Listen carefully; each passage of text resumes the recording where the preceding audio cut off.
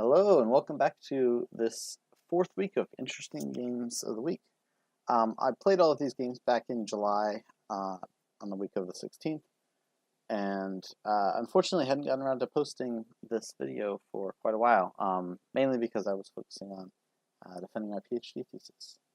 And I successfully defended, and now I'm going to be back and hopefully posting quite a few videos this week and coming weeks. And so this is sort of getting through the backlog of the games I played before I started boring down and focusing on the thesis.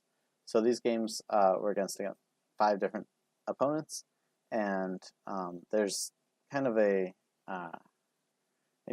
general theme of the tricky engine on this game, but it definitely features a variety of different games and build paths. And I think in most of the games there was a kind of roundabout way. There were several steps to the engine. You had to get some attacks in. You had to clean up your deck in different orders, and I think that order was part of the key strategy here.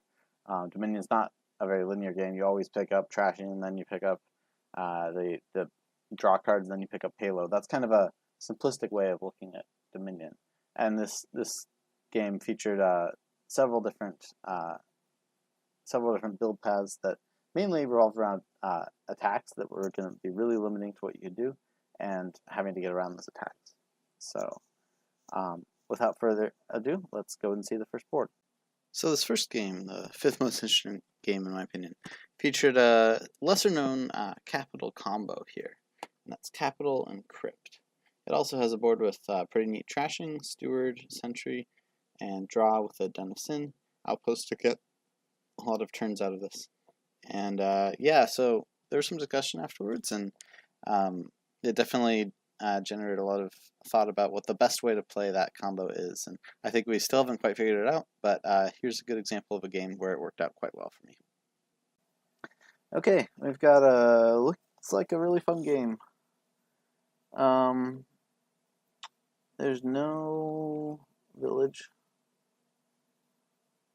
There's Crypt Capital. That's a fun thing to do. Crypt Capital. I like that. Steward and Sentry. Yeah, not much doing with the Faithful Hounds. Obviously, you want a lot of dens. Yeah, Crypt Capital with Outpost. Outpost is your terminal. I think you want Sentry to be your trashing. But it is tough because it only sees 2 cards. Steward could be your early trashing until you get to the Outpost. So, 5 to 3/4, I think this is a Steward. And a silver. Imp will not do too much for us. Imp, Sentry, Imp, Outpost. That's Imp. Ball is also not really worth it here. I will be ignoring Torture.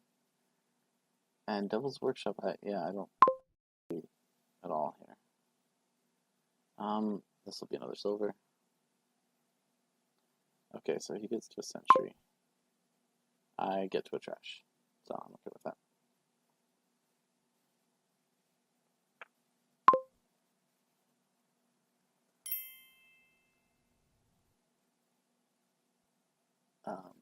Not getting a Duchess or a Faithful Hound. This will be. Do I even want Sentry now? Or do I just want the Den of Sin?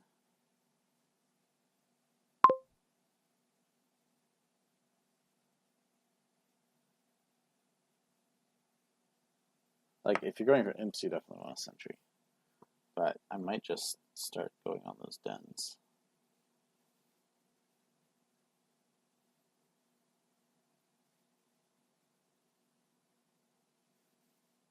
Yeah, so I have 4 coppers, Steward, 2nd silver in there.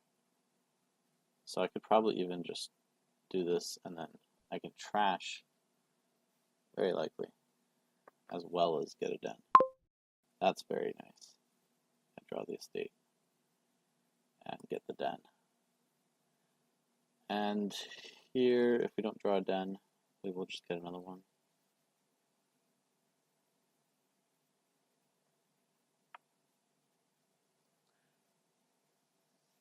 Oh, you can train your sentries, I guess. Yeah, so I'm going to trash again and pick up another den. And now you should be almost drawing.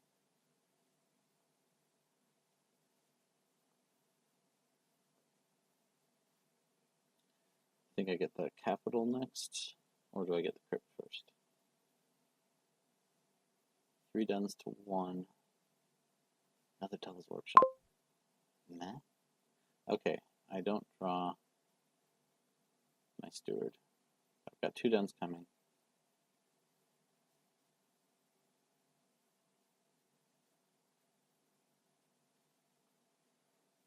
I don't really want the crypt until I have a capital, but do I want to even play the capital? I mean, it can be an okay card.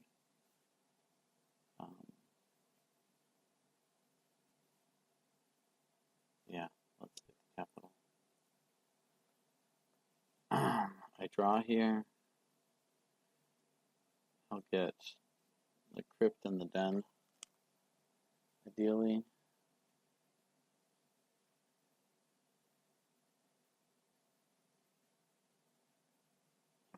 That's a lot of work for now. Yeah, I have 10 to buys even without the using the capital. I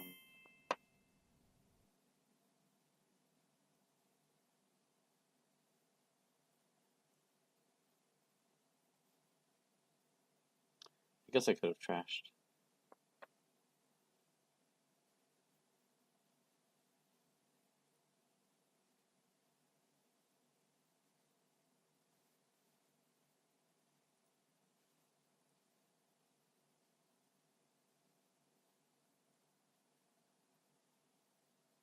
Okay, yeah, I can draw with steward. And I want the outpost for sure.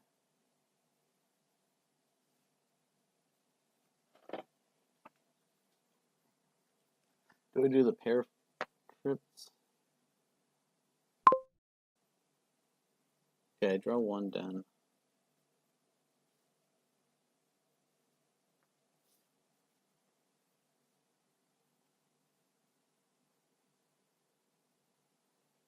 So maybe I trash. So this capital is full value now. I could get crypt outpost, I guess. Or I just get den outpost. Do I want second crypt?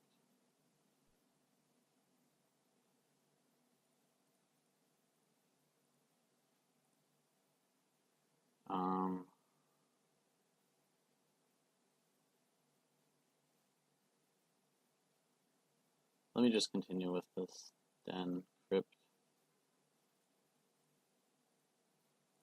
Just set aside the capital. And now I have this pair of crypts to bounce back and forth.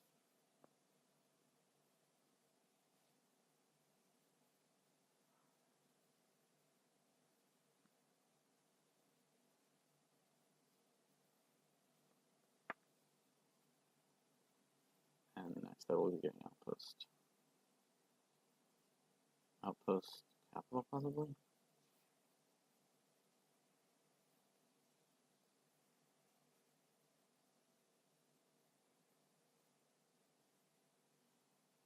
Still very so bad.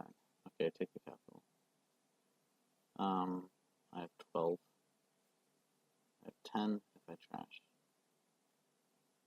Yeah, I think I will trash, and then I will get outpost.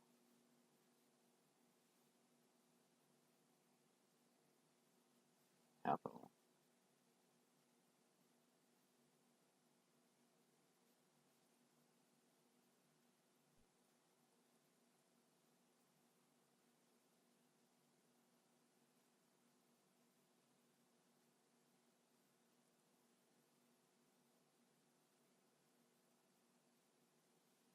I'm gonna need another pair of crypts for the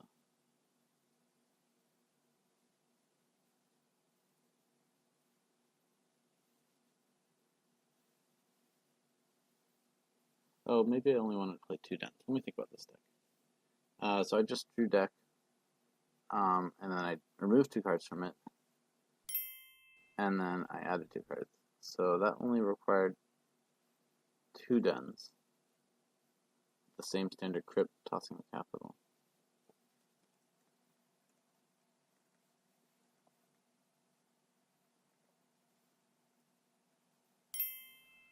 Yeah.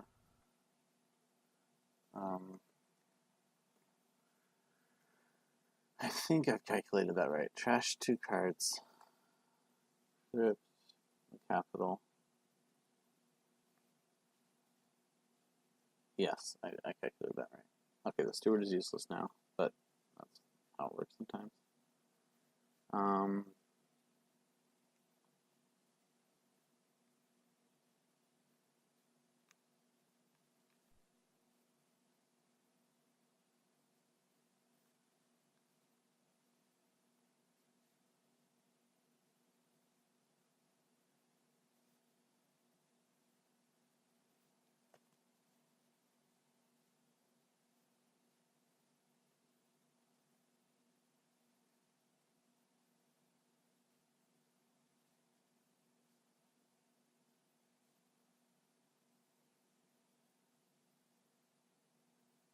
Like, I could get a sentry to replace the steward, and that way I just discard things. Devil's Workshop is trashed.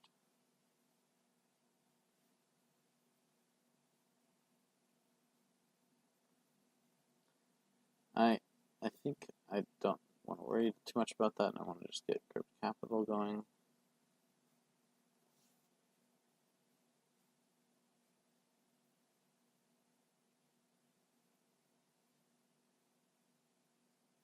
Though I do want as many dens as I can get.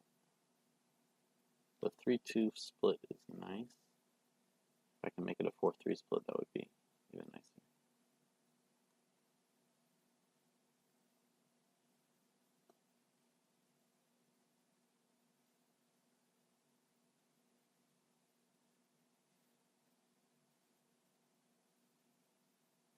Like, Crypt Capital is 2 cards. Well, okay, it's really 3 cards in all. You're only seeing 2 of them, and it's getting you $6 in a buy. So it costs like $3 more than gold, but gives you a buy. Okay, definitely playing the Outpost. And I'm at the 3-2 split of dens, which is pretty nice.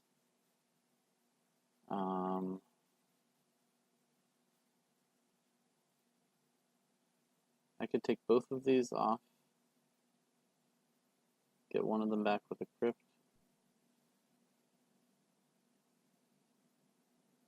and that 4th den, yeah, so let me, like, I'm juggling these capitals. Like, don't let him hit the ground, don't let him hit the ground, then I have to pay back the debt. So do I just buy more capitals and more crypts? How does this work? Is each capital bouncing between 2 crypts? Or do I start letting them off less frequently, and then I see on some of them? It's very interesting. It's very, very interesting. Capital, crypt for sure. I think the den would be helpful.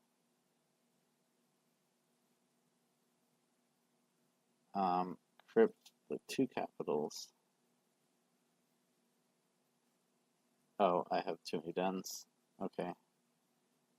And now I get to do steward for coins. And I have 18. And so I definitely want another crypt. Or 2.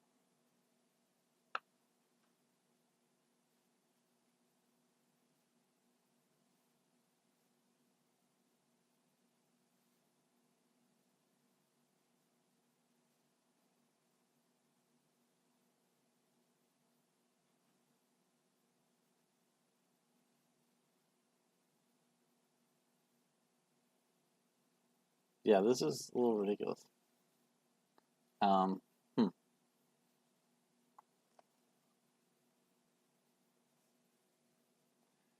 2 more crypts in a province?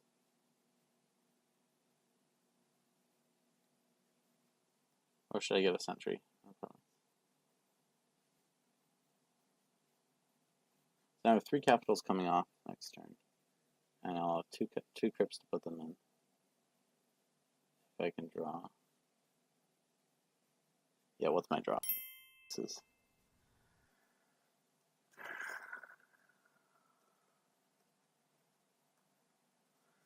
Yeah, crypt capital. I think I do want another crypt.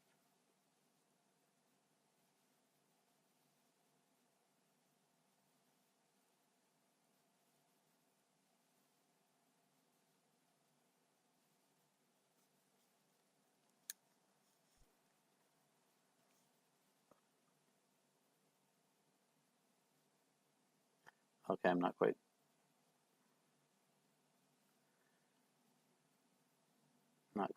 all the way there.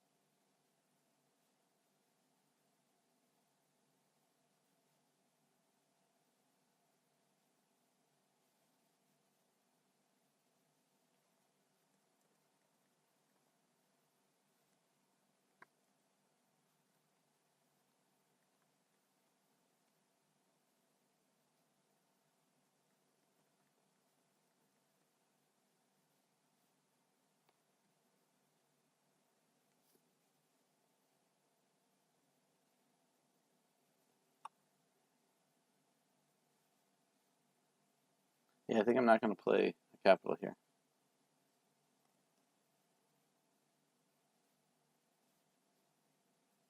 I'm just going to crypt these 2.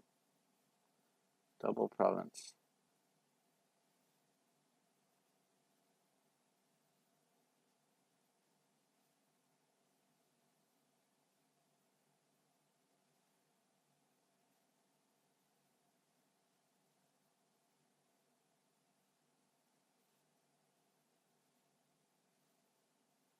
Oof.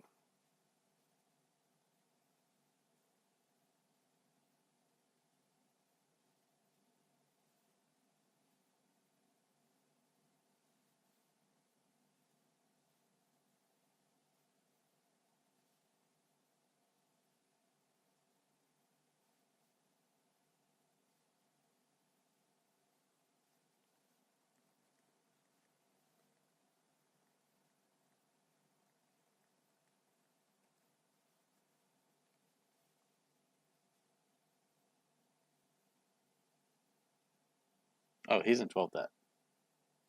I am fine.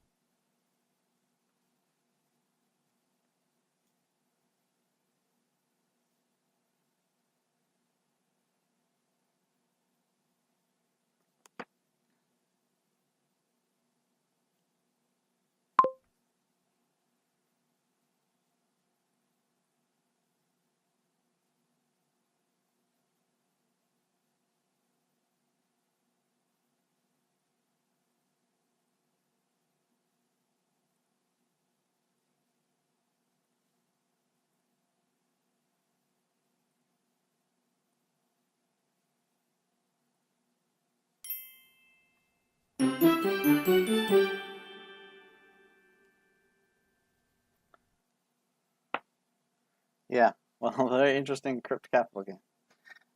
Yeah, we're discussing in the chat what's the best way to do it.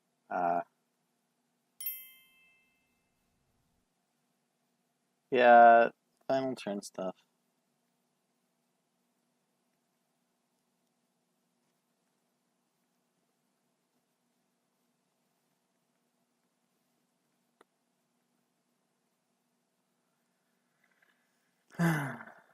Okay, well, thanks for watching.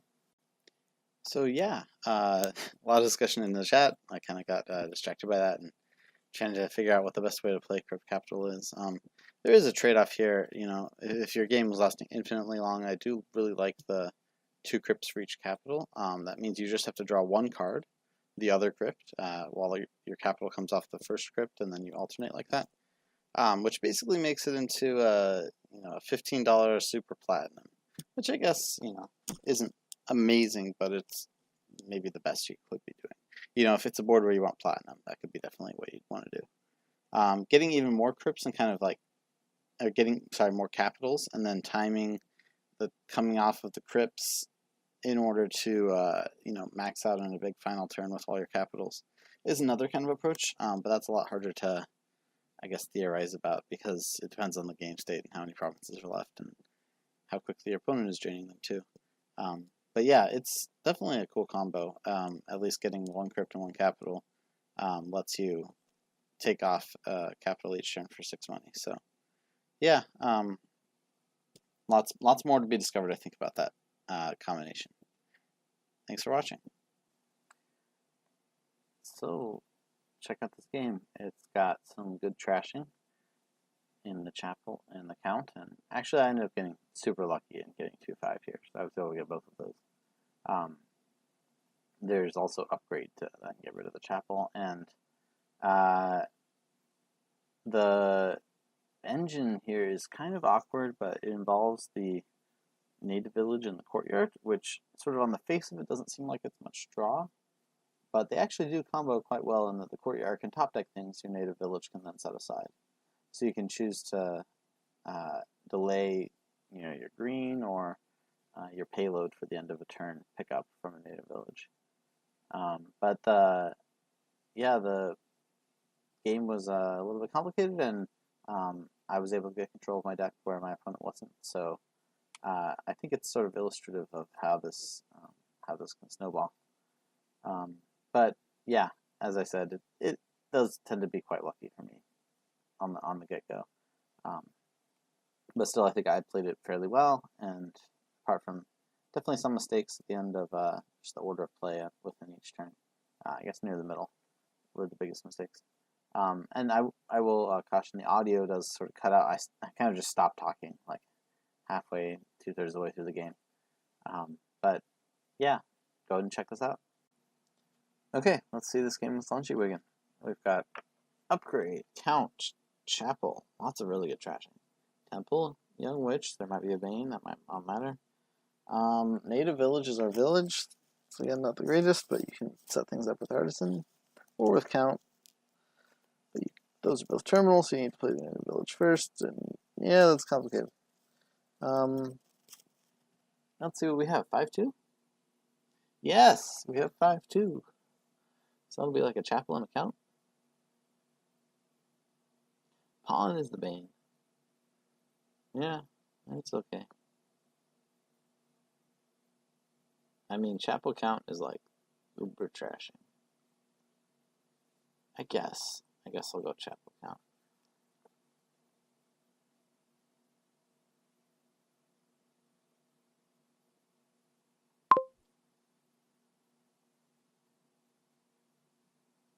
Okay, so I like top deck the chapel and trash, and then the chapel trashes the rest. Okay, count, top deck, trash hand.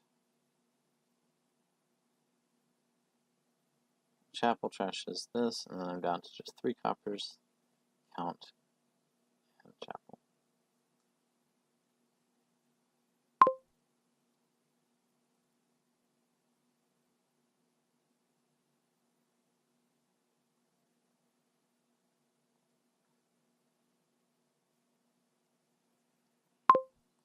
Okay, so I'm either top decking the chapel and getting like artisan, or discarding and getting like upgrade. Upgrade seems okay. I mean, not really sure where we go from here. We want native villages. We need native villages.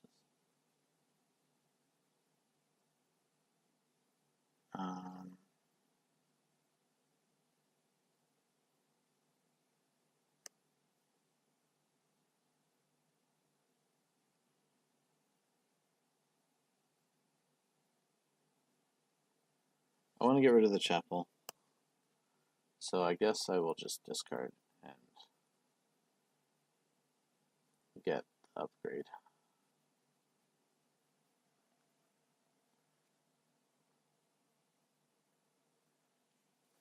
Next, yeah, upgrade chapel to silver.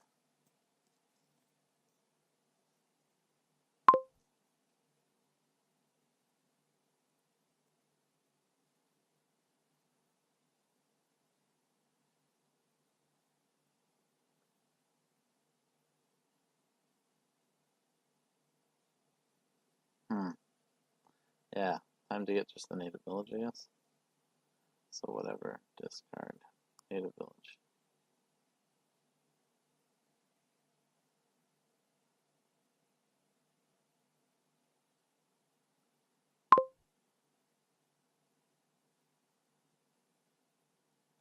I want like the taxman.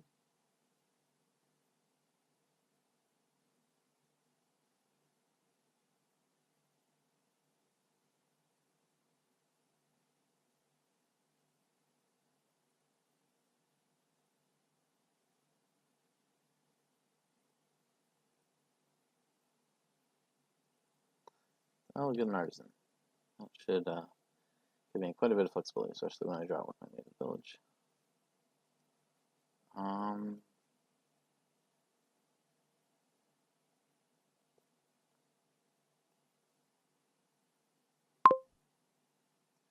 Got a chapel and an upgrade in there.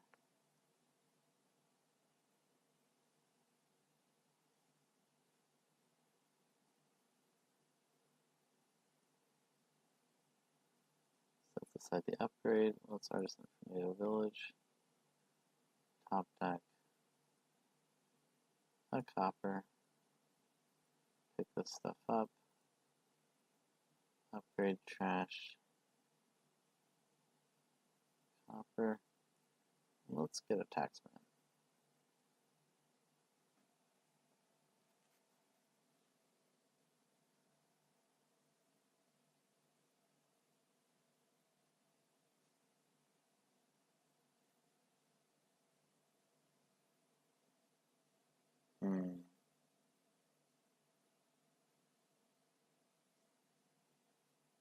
I could really use some more native villages. Set the upgrade aside. Artisan for native village. Top deck count.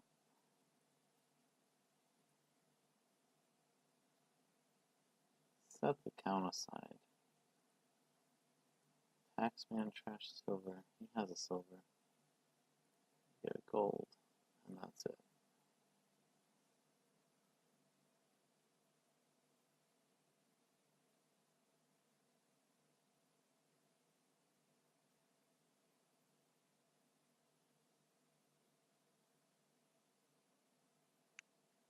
Yeah, he used the artisan to gain more courtyards. And I guess I could get more pawns. That might be nice. Native village courtyard. Doesn't really draw. I mean, it draws one of the native village not empties. He finally gets his artisan. Well, upgrade and count. I will pick those up. I will upgrade the copper.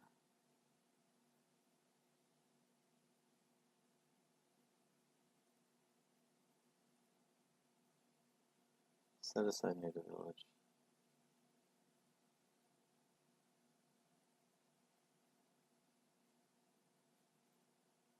Native village, artisan, 3 silvers. Okay. I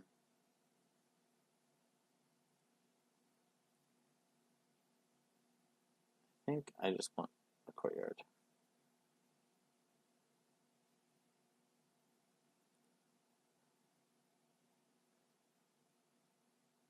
And no native village.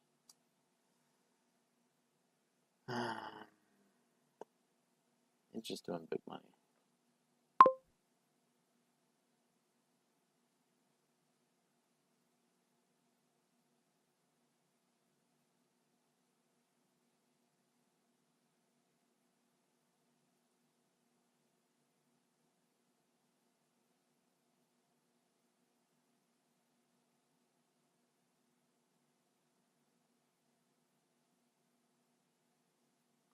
Time for me to get on the young witch.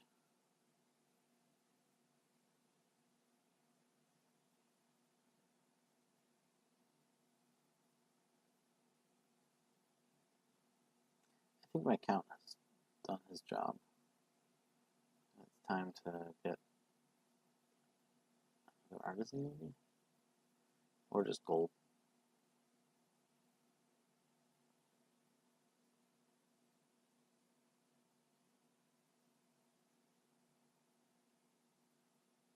Yeah, this is very interesting. With all the attacks. He just gets more gold.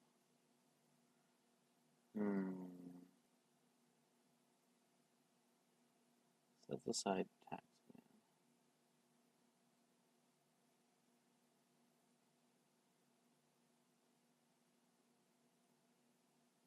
I think the count has done his job. I think the second artisan might be nice, but the lack of draw is really tough.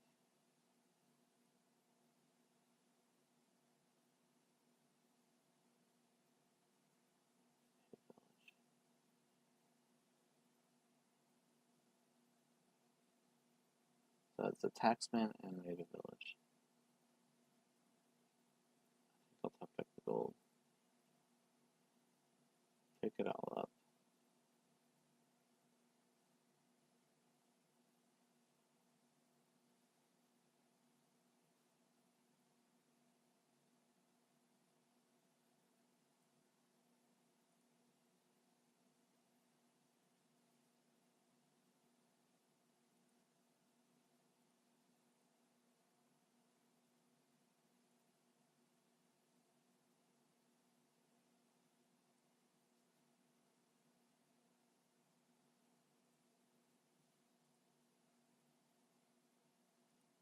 Yeah, right.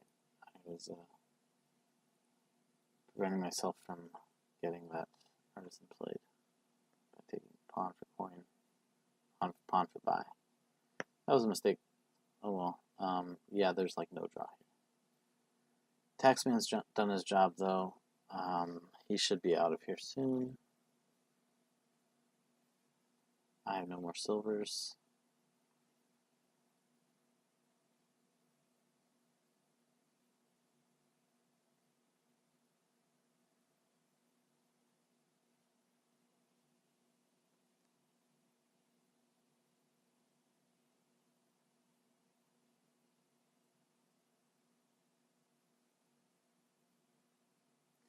Native villages are too important for the draw here to make it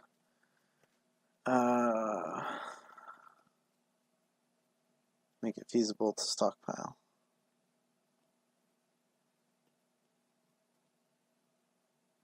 But native village courtyard is such weak draw. And young witch is also not draw. It's like terminal attack. So I have 4 native villages, so to see. So we are looking at, yeah, upgrade also reduces hand size. Artisan reduces hand size. So many things reduce hand size here. I need another courtyard, I think. So his silver is gone.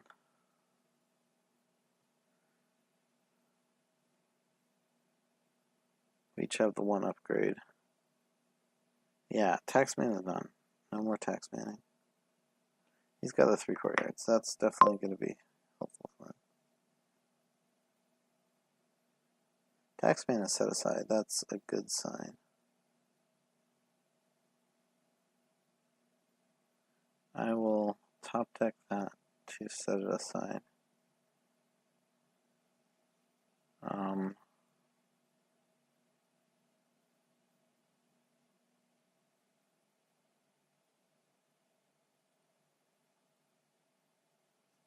Pick it all up. Courtyard, where's my upgrade? There's my upgrade. Alright.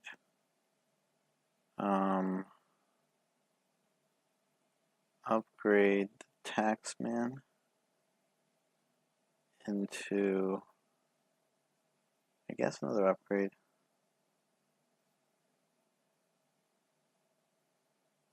Ultimately gold.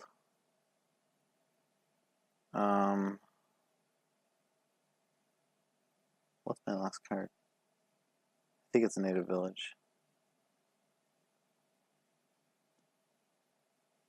I would like a buy.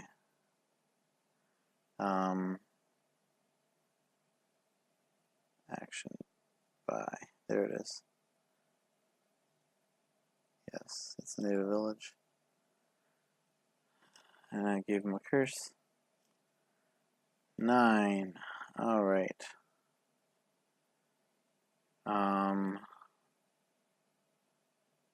So I have 4 native villages. I will take a 5th. And another courtyard. Or should I just take the last native village and win the split 6-4? Oh man. Well, I have more terminals, so let's do it. More native villages.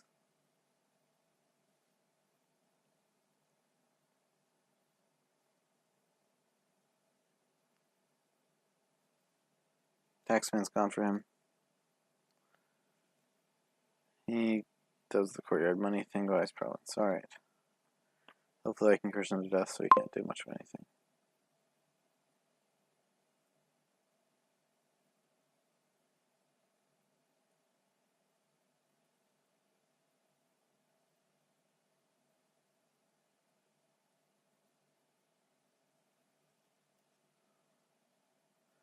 Alright, sweet. I draw to a courtyard.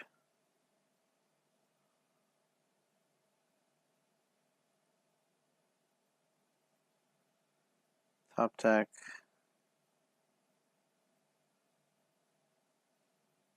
Young Witch.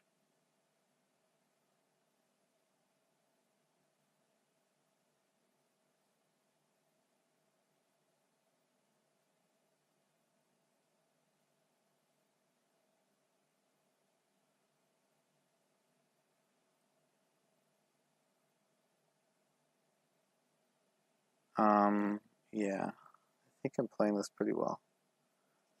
I want to pick this stuff up. I want to upgrade. Oh, I'm not playing this that great. I want to upgrade the Young Witch. No, I want to play the Young Witch, but I'm out of things to... I guess I could get another Artisan. No, I'll just get another gold, and then I'll just play the Young Witch. And I have 6.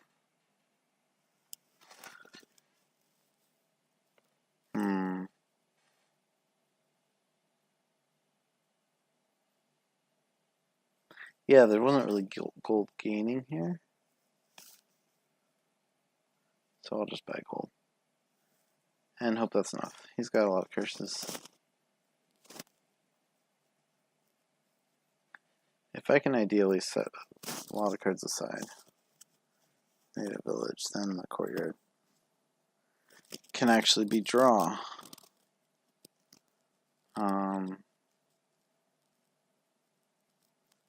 He trashes his curses pretty well. I mean, I can get rid of the Artisan. I can get rid of the Young Witch.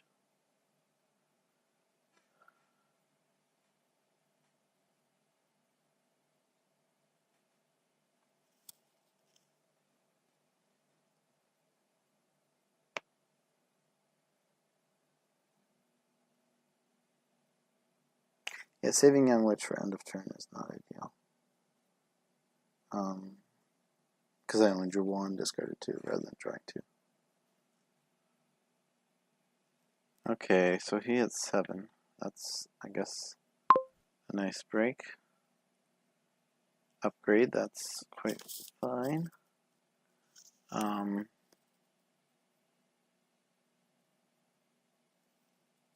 Our terminal payload.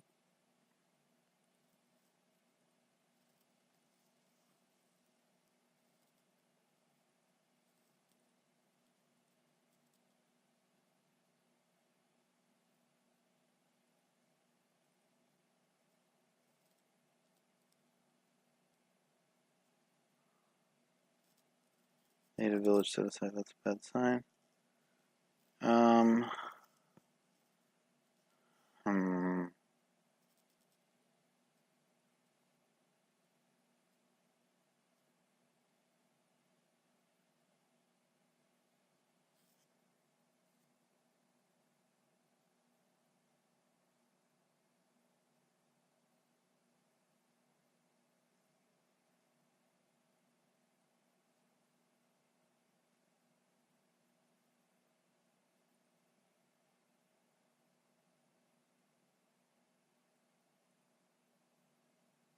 Oh yeah, I messed this up. Got a Young Witch plan, but oops. Well, now there's a bunch on the map, so that's a good thing, I guess. I'm storing up for this turn.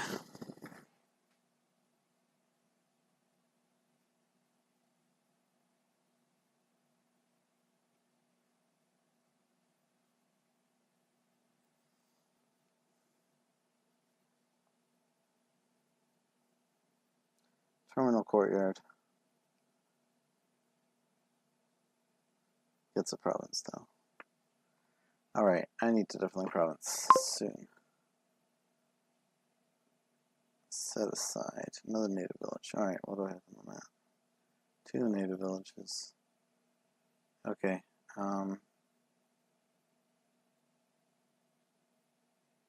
still gonna be playing native village first, I think. Okay. Top deck the gold. Set it aside. Top deck gold. Set it aside. I don't want the artisan anymore, right? He can go.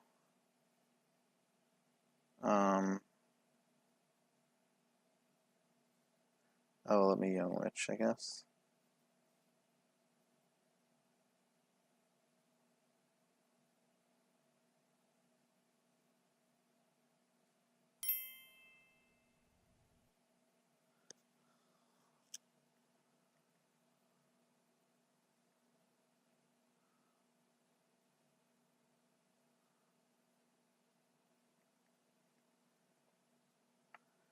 Okay, so yeah, this whole setting aside golds thing.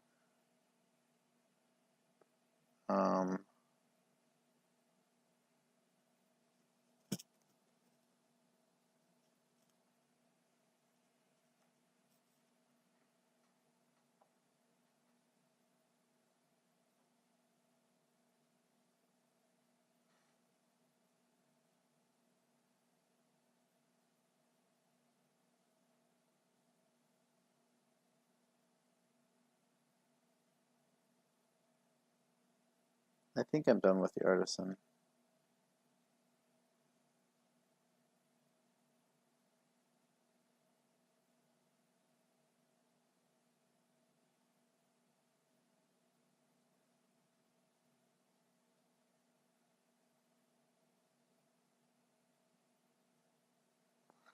Okay, okay.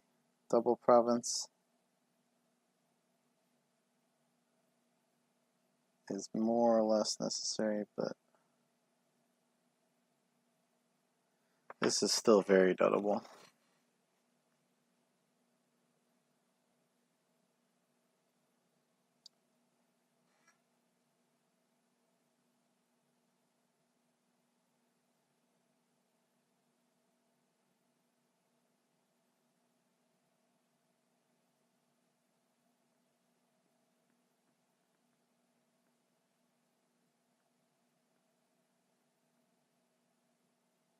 Top deck's the pawn.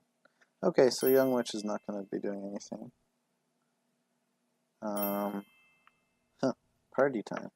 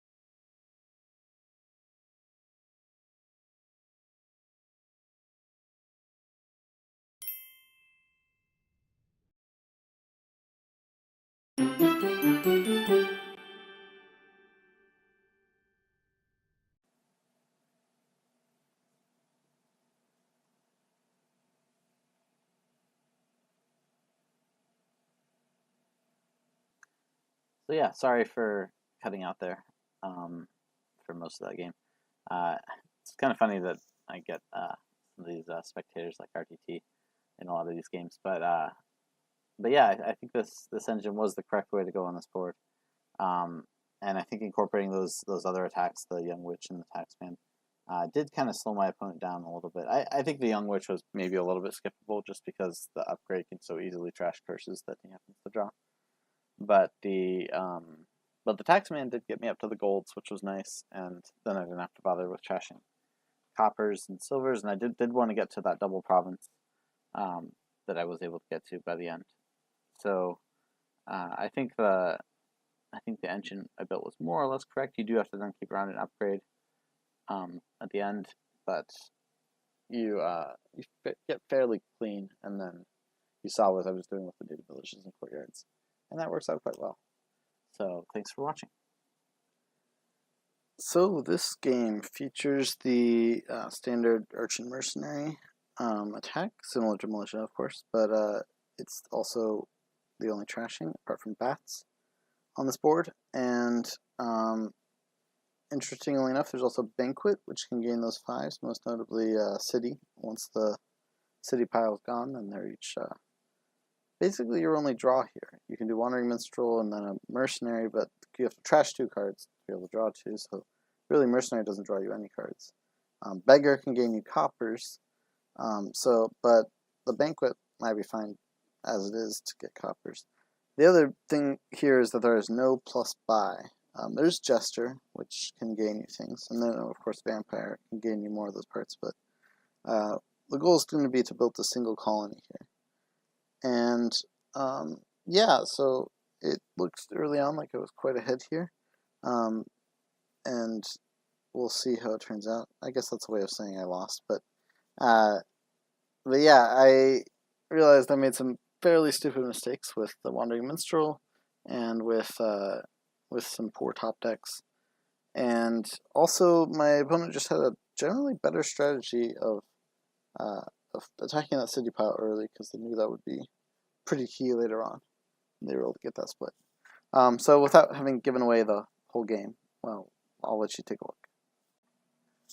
Okay, let's see this game against Train. There is Urchin. Definitely a thing, especially Wandering Minstrel. You want to be doing that. But you can also do a Vampire Bats thing. Okay, there's Necropolis. That also helps the Urchin, I guess. Urchin Militia could be your open, rather than Urchin. Or Urchin Cut Purse. Interesting. Yeah, I guess the Militia does hurt some. There's also Battlefield and Banquet. Well, I'm definitely getting Urchin on 3, so let's just see what my opponent does.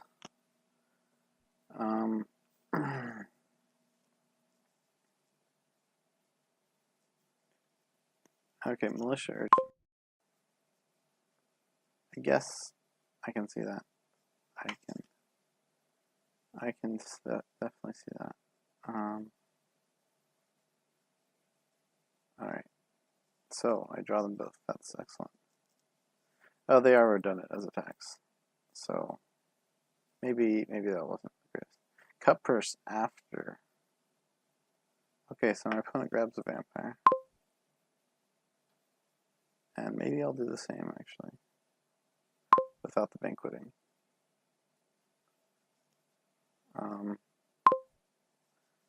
I'm probably going to have to discard next turn. And I'm probably not going to have 4. So I could also get the Wandering Minstrel. Or I can get the Vampire. Yeah, let's get the Vampire. Oh, that's lucky, but I'm probably going to have to discard. Unless he gets super unlucky. He has the Urchin, yes. Oh, wow. Wow, that is very unlucky. Very unlucky, especially because I can get the Wandering Minstrel. Not early enough for a Beggar. I mean, I can feel the attack that way. I could get an estate just to trash the hovel. It's worth battlefield points, I guess. So yeah, but he's gonna have the militia, so I'm probably gonna yeah. Alright, so I will discard. I will not get the estate, but I will discard for sure. And I think I want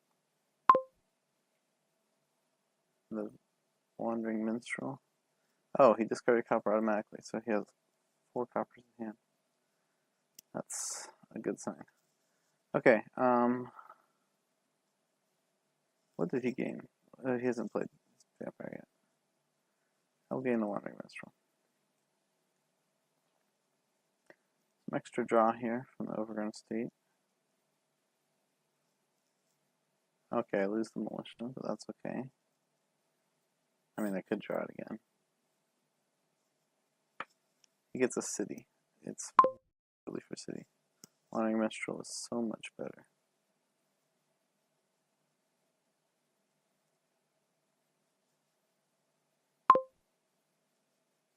Okay.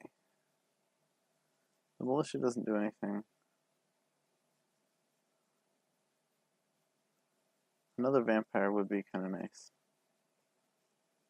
So I will play it. Pick up the vampire. Alright, now I have Wandering Minstrel.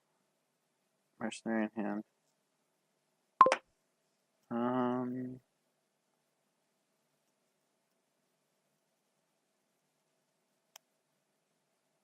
Let's discard the bat. Okay, this is going great for me.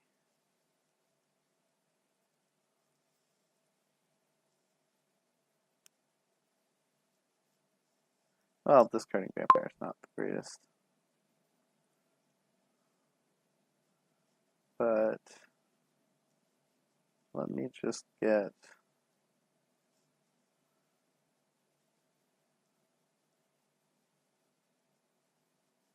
what does the end game look like here?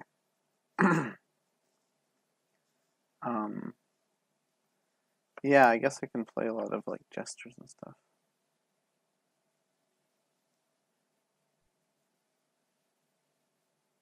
So I guess I can just keep gaining 5s with vampires.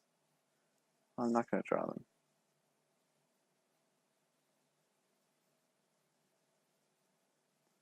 Let's get a jester. Well, that's sad. I will just grab another Wandering Minstrel here. No, I guess I won't.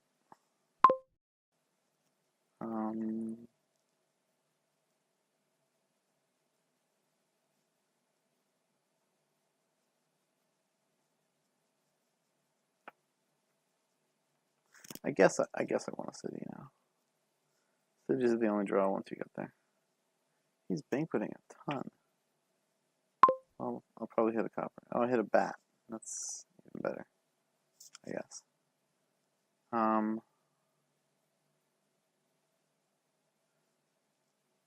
Yeah, I guess I'm gonna want another urchin at some point. Haunting.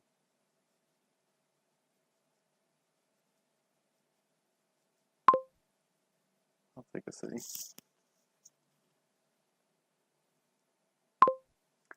Okay.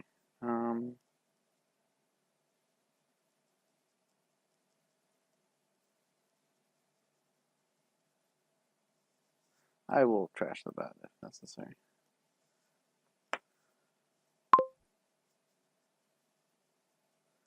Alright, that's fine.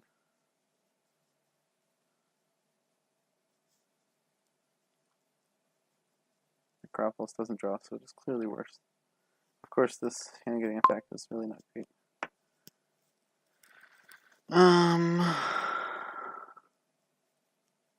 Yeah, I don't need the urchin.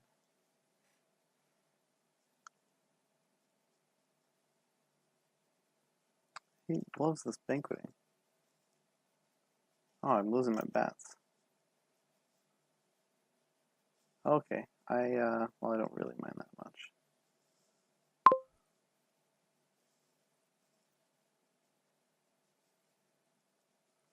Yeah, get rid of this militia. What's he even doing?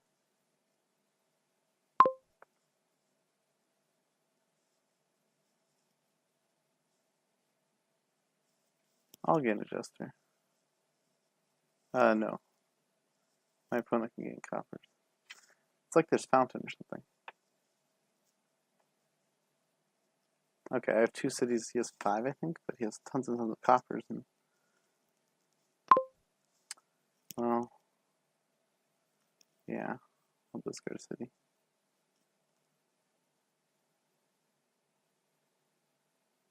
He's going to banquet for city, I think.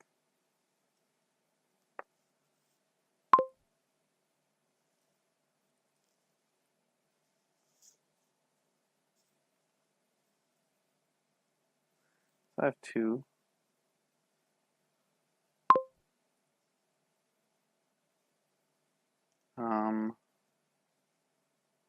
Yeah. Whatever. I'm just going to keep sending him coppers. Probably the most likely common outcome. I think I'm just going to get the last 2 cities and then see where that takes us.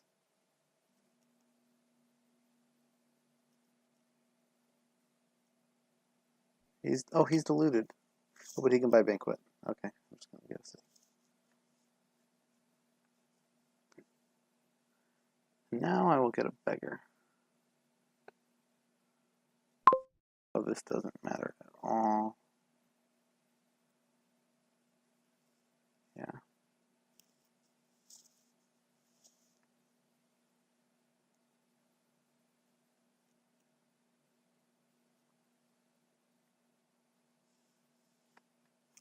Okay, so now that we have good draw,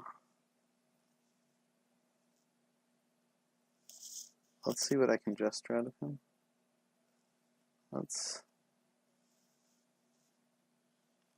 did I discard? Discard bats. I'll take a copper. I know it's weird.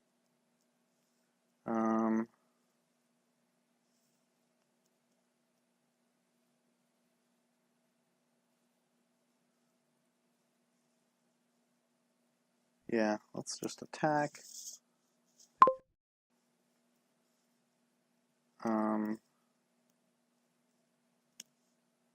Pick up the beggar.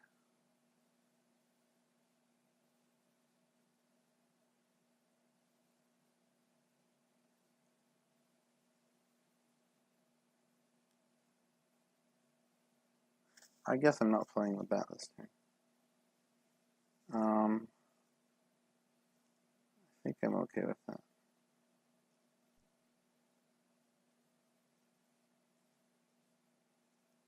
Do I want to get a vampire like a turn sooner? Nah.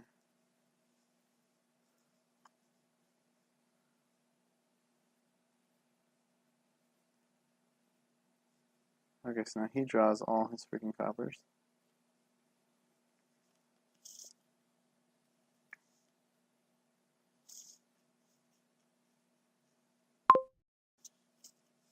Oh yeah, the beggar can get me some silvers. Sure.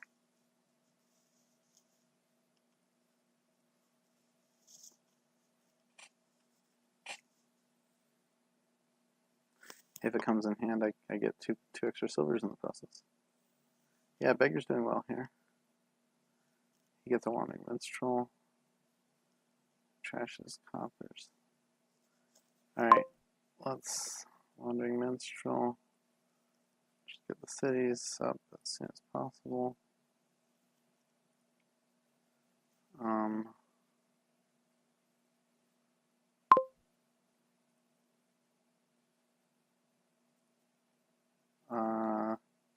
Do I want the copper? No, my opponent can take copper.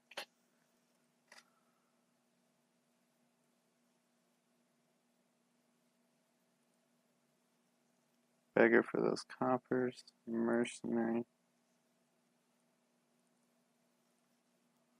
I guess the urchin isn't doing anything for me. I could have done the bat thing a turn earlier.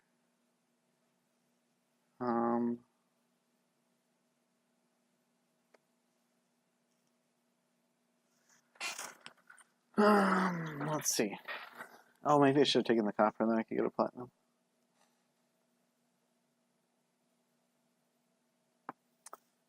Yeah, the lack of plus buy here means I'm just going to want, like, an alternating vampire thing. Let's just get the gold, I guess. And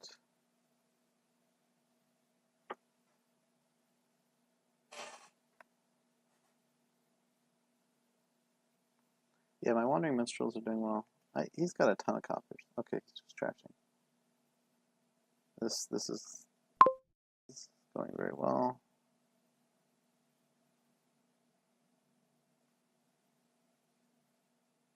Get the cities.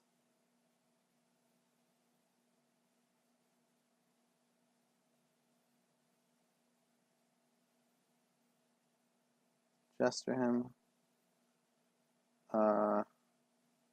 Sure, I'll gain an urchin. City.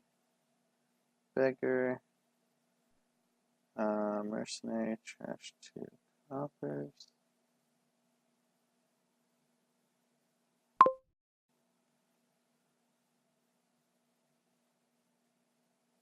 $12. I'll get the colony. Yeah, time for colony? Yeah, sure. And let's send him, let's take another jester, or I could do another warehouse or something. I know the jester is really not doing that much for me. Guess I'll take a warehouse.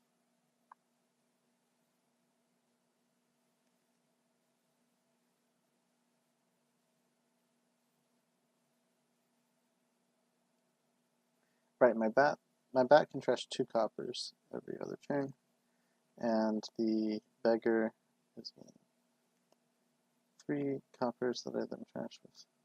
Need to watch that copper pile. 7. Okay, so he attacks. I don't think I want to react with beggar. I've got no silver.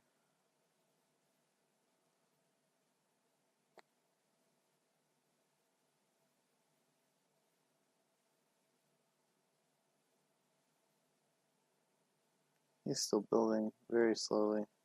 Oh, there's another copper for me. Okay.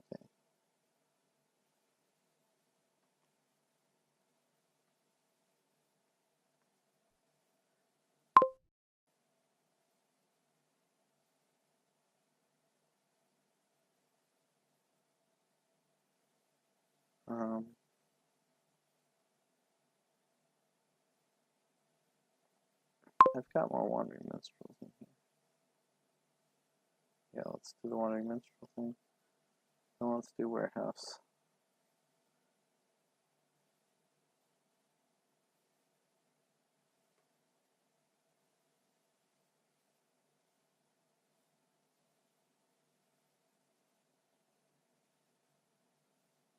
Jester, mercenary, wandering minstrel. Okay, beggar, mercenary. Oh, I'm gonna draw into the junk. That's bad. Hopefully, I can survive.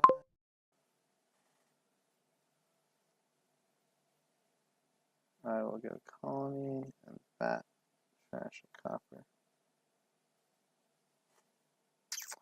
Yeah, that was dumb. Top decking 2 coppers. Didn't think about my shuffles.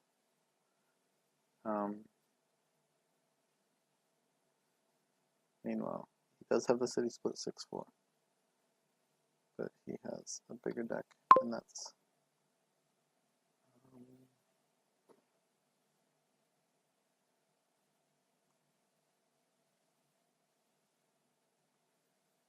discard the gold. So I happen to draw a village.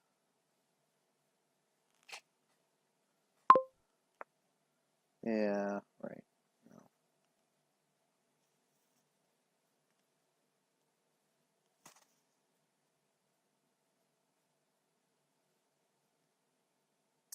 Oh, he's going to jester me. So I guess I hope that's not a village. No, he buys the bigger. Gestures next turn. Okay. Well, those coppers are possibly going to run out. Oh, I gained a curse. Something to trash if I draw a village. And like then jester or something. Warehouse even. Let's see if I draw. Let's see. Ah, really? Why couldn't this be in the other order?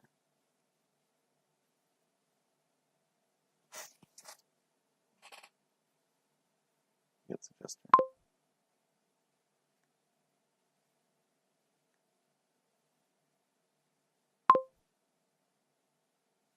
I mean, I think it's worth it to trash this stuff. Even though I draw something dead. Just for the attack. Yeah, that was caused by a dumb top deck on my part. Oops.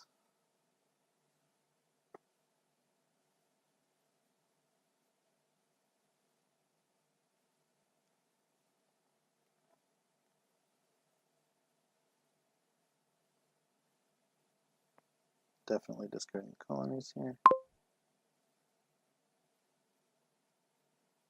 Yeah, so we'll see what kind of hexes he can throw my way. He's got like 4 vampires flying back and forth. But they're not getting picked up by the Wandering Minstrels, for the most part. Okay, he's almost drawing his deck. He's 3 cards short. A lot of discard to 3. Oh, I hit silver. That's good. I don't know whether he wants to give it back. He trashed last turn. Oh, another vampire. Maybe this is his comeback.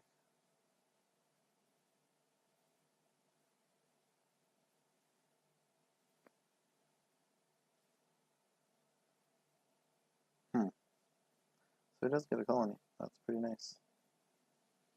Does he get to play any vampires? Oh, I'm miserable. That's too bad. Wandering Minstrel. Okay. So, Wandering Minstrel. That's a great top deck. I love that. City, Wandering Minstrel. City. City. City. Urchin.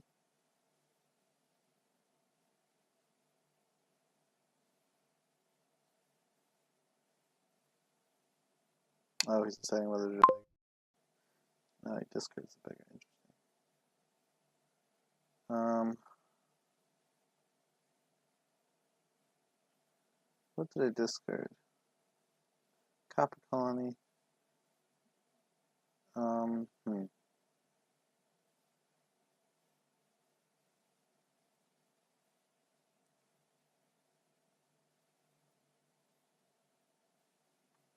It's a bad idea. Discarded Copper Colony, discarded... I thought I discarded 2 colonies. Okay, let me see this. So I shuffled and discarded colony again. Okay. Man,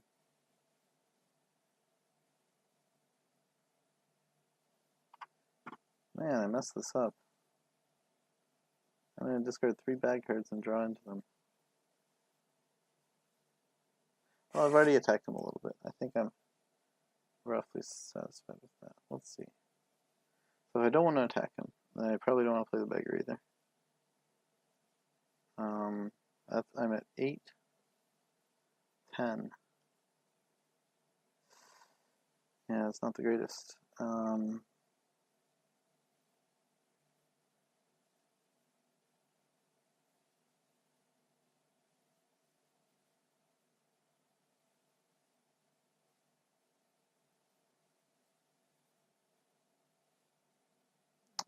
I'm not playing this that well.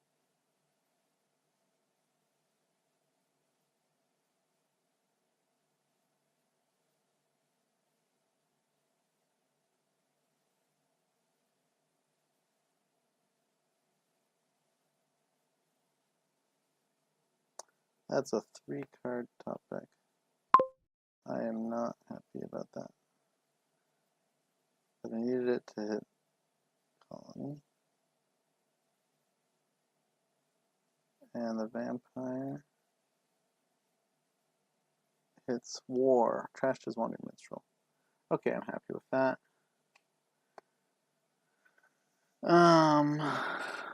Duchy for the battlefield points. Sure. Okay, come on. Oh, I have a horrible deck. Well, that was all my fault. Yeah, I needed to do the beggar thing and then play my warehouse. Ah, that was so dumb. So dumb. I'm gonna pay for it. He's got greater gains. I'm up 3 colonies to 1.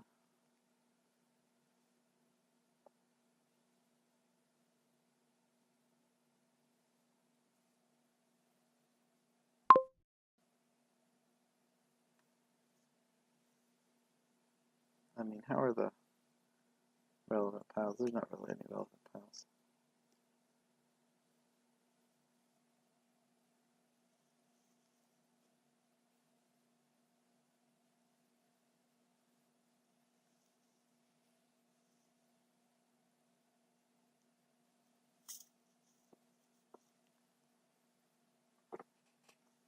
I mean, I guess I could buy a Wandering Minstrel.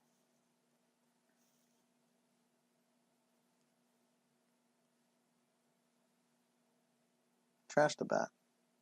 Oh, he gave me a curse. And, well, I guess that's a decent discard.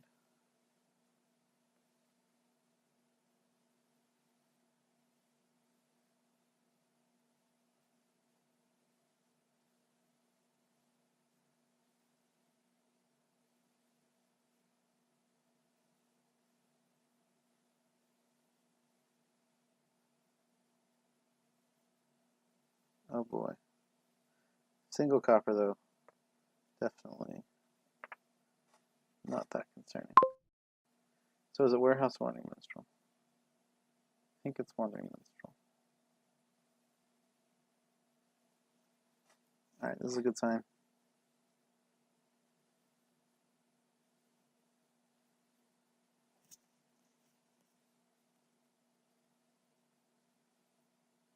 Looks like he's going to have a good turn too, unfortunately.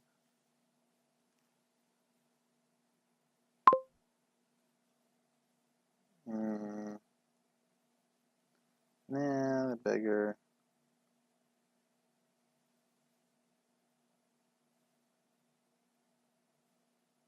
Sure, I'll react.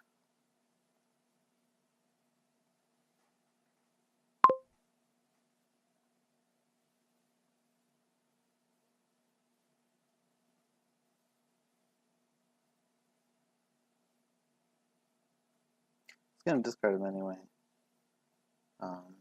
It's a question of whether I want the silvers. I guess a single silver makes it easier to dud, but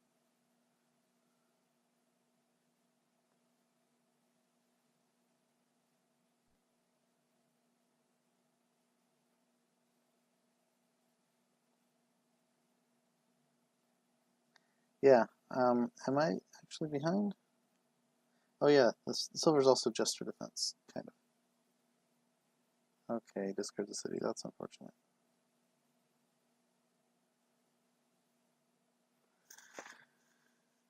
Maybe I should pick up another mercenary. Drawing deck. That's obviously a bad sign. Doing the beggar thing. I don't know why he's doing the beggar thing.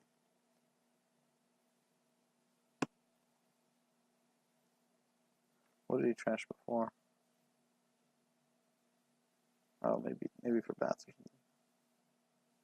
Trashed a copper and a bat, so he's how many bats are in the trash now? 3 bats are in the trash? Haunting doesn't apply. I'm okay with that. He needs like duchies or something. So he has a vampire. I think that means he has both vampires. Well, he's going to turn one into a bat. So he has a duchy gain on his turn. I should keep that in mind. And there's also hexing. Okay, he doesn't take the duchy. Okay, I think I'm safe. I draw one Wandering Minstrel. Do that again. Do that again.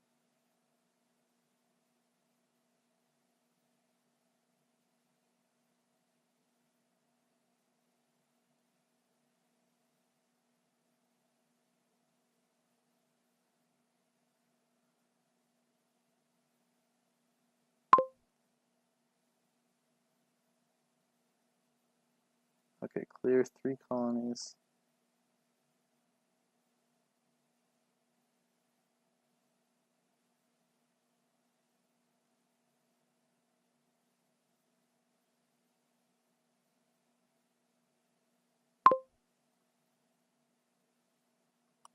I draw straight into my green. Okay, but I give him a curse.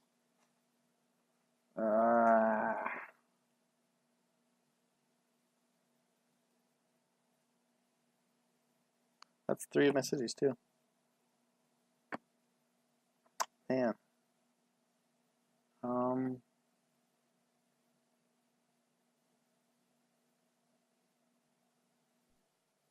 And my warehouse. And probably all my wandering minstrels. What all did I discard there? I need to stop drawing. What do I even have? I have money. Right, I discarded my money. Okay.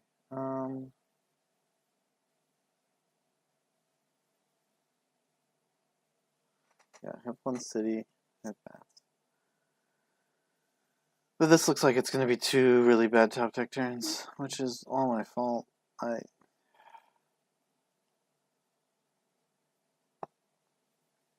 I'm not tracking my deck well. Fortunately, he has a lot of green too, and down to 3 cards, but he's got the extra city. And somehow he's going to come back from this, isn't he?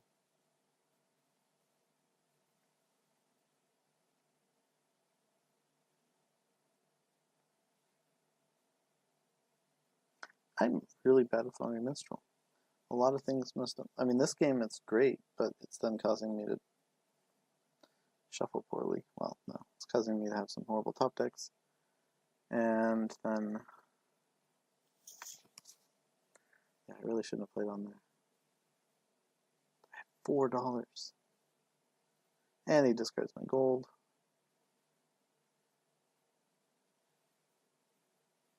I mean, I guess that means this could possibly not be 2 bad turns. Okay, discards copper. Yeah, I really should have laid it on with more jesters. That's what I really should have done. Give him more coppers.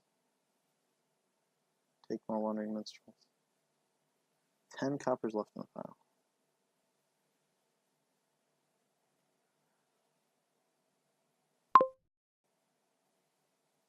Yeah, I think I discard the silvers.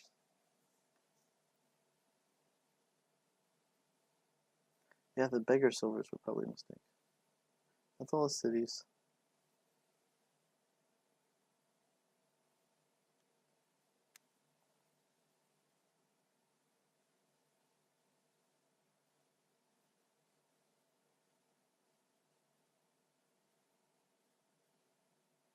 Province. That's smart.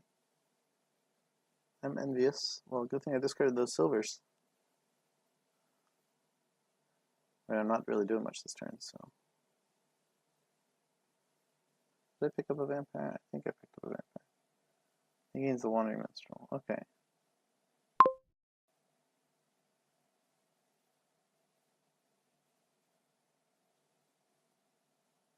I have a 4-deck horrible top deck, but at least I have a wandering minstrel.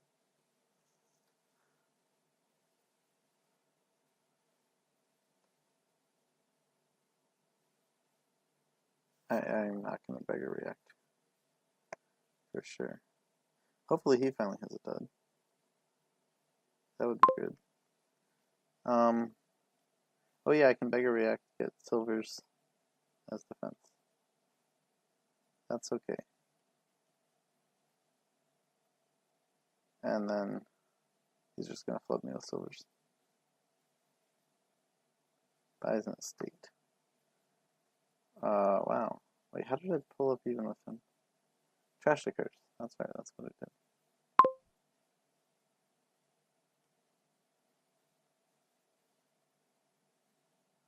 I have another silver.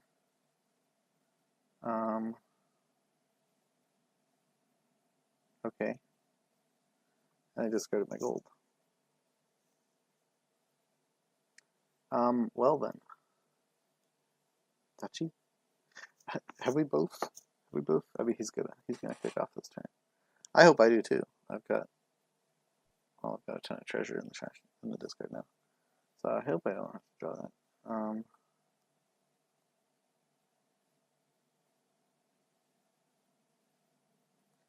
Yeah, let's assume we both kick off and somehow get the colony. This isn't looking too likely, and the warehouse is nice, obviously, but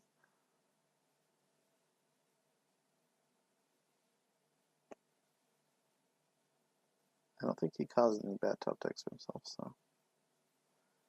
Of course, that curse isn't getting trashed.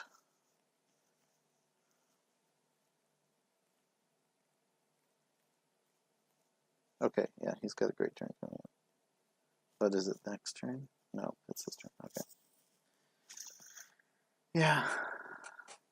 And I didn't attack him for like 2 straight turns. So, yeah, greater consistency and more gesture text. That would have been better. Maybe even Cuppers.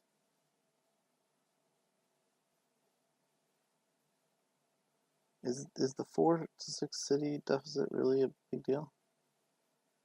Okay, their Wandering Minstrel might have caused a bad top deck. Come on. He's got another city.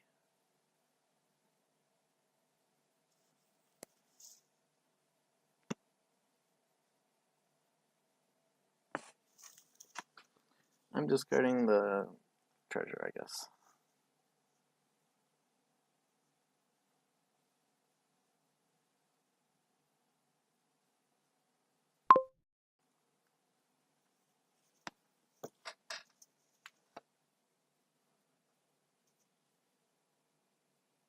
No. Discards my city. It gives me a curse with the colony.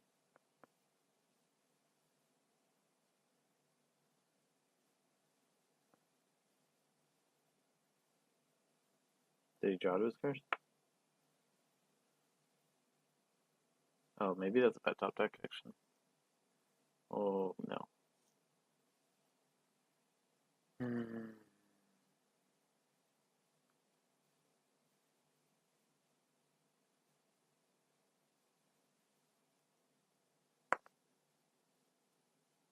This game is long. And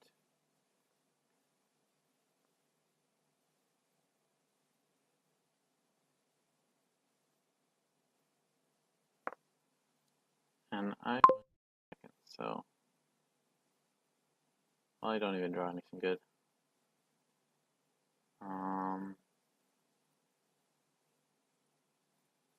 Where are my villages?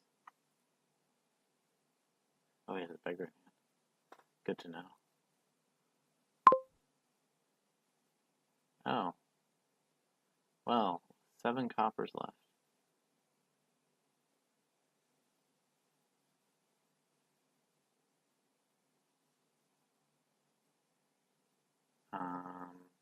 I'll take the estate.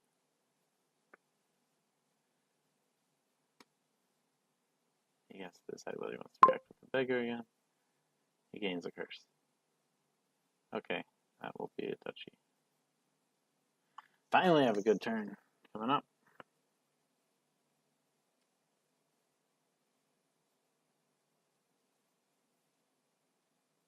And I'll probably be able to trash that. Yeah.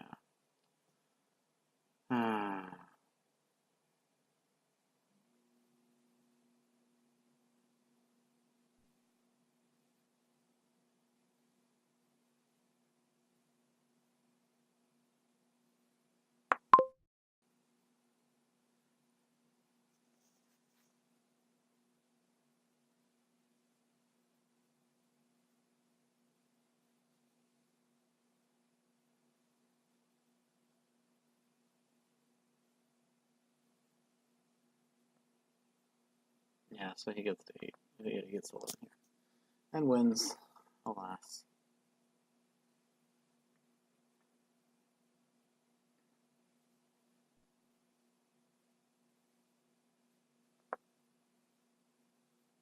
I did not realize we could both get so inconsistent. It was, I guess it was the need to get treasure payload. Did it for me? I mean, he's at 12. Oh, you got 7 buys because the Wandering Minstrels are gone. Stupid wandering minstrel. Well, that didn't matter, but oh well. Well, thanks for watching. So yeah, there were several mistakes I made there. I think the first was relying on treasure payload. You can see that I had those golds. Actually, I bought 1 gold, my opponent gave me another, and then 10 silvers as well. Treasure payload does not go well with Wandering Minstrel. Unless you are drawing deck and you have like this nice terminal draw, but when you draw is just a city or something, it's not going to reliably draw those treasures as you green. And then they're going to be stuck in the discard, and you're going to be tempted to cause a reshuffle because you really need to find them, but then you just top deck treasure and you're green at the end. So my opponent had that nice idea of doing the double mercenary to trash a lot of coppers, and also as some kind of payload does give you that 2 money as well as keeping around that militia and a couple jesters. And together, 2 jesters, 2 mercenaries, militia, that's 10 money. That's what you need. And then you only just have to find a single copper you haven't played. So, or trash. So the payload there needed to be in actions. And I was dumb in getting those silvers from the beggar and then the gold afterwards. I was even a little bit sad about not getting platinum. I guess 1 platinum might have been okay, but the Wandering Minstrels are just going to discard it, and it's not going to be in your hand often enough to help. So yeah, and then secondly, I think I underestimated Banquet there. I didn't realize that, just being able to trash those coppers. If you're going to pick up a beggar to be able to get more, fuel for your mercenary to keep that attack up, then doing the whole Banquet thing was not really that costly because that's just more fuel in the end. It did slow him down in the mid game, but he was able to eventually get those 6 cities, and that was pretty key there. That was the only source of draw on the board. And then also just kind of had more vampires and bats running back and forth when we were greening. So, even though I got the first couple colonies first, he was still able to build in the process, and then I had all those duds. So, yeah, that was, I think, a lot of mistakes there to learn from, and I hope you can learn from those as well. Thanks for watching. This game goes into the category of difficult engines. In particular here, the catapult attack is quite brutal, reducing your hand size down to 3. The only village here is Golem, and Golem is, of course, famously unreliable and expensive, but you would really like to be drawing here, because the only drawing is the Ranger and the Library, which are both terminal. So the game took quite a while, but it's worth watching and maybe speeding up a little bit to get a feel for how to live in such brutal circumstances. So take a look. Okay, we've got a game with Bionicle. Not sure how to say it, but it's got Catapult Rocks, it's got Young Witch, the Bane is Dungeon. It's also got Ritual and Ball. A lot going on in this game. Trashing with Catapult to get Market Square. Where's the village? No village. Well, that's too bad, but let's see. I probably want Catapult to be my early on at least.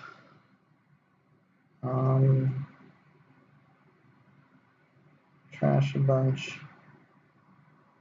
And get Golem's a village. That's right. It's a bit expensive as a village. It could be nice. I think I do want to go for that eventually, but first I want to trash down with Catapult.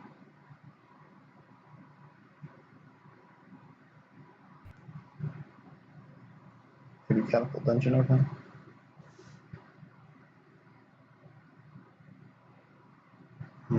I don't want to go Young Witch, but maybe I'm okay with it.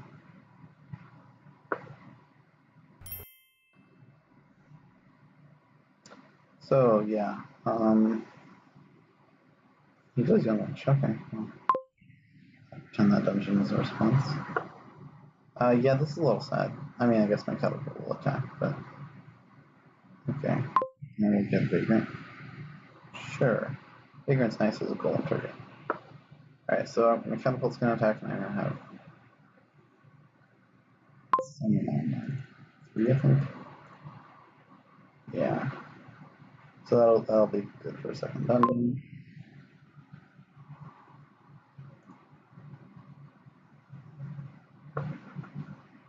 Don't have it in hand, unfortunately.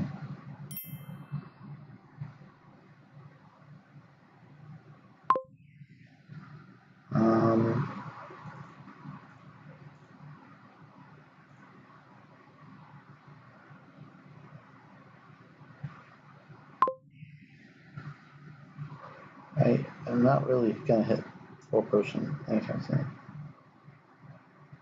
Like, I guess I could get silver and get up to that. Or I could just get the market square. Or I can get yet another dungeon. Let's get the market square. Alright. That's annoying.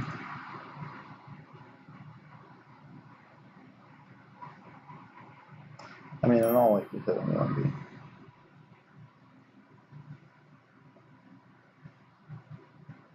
This way. Yeah, okay, that's good big one.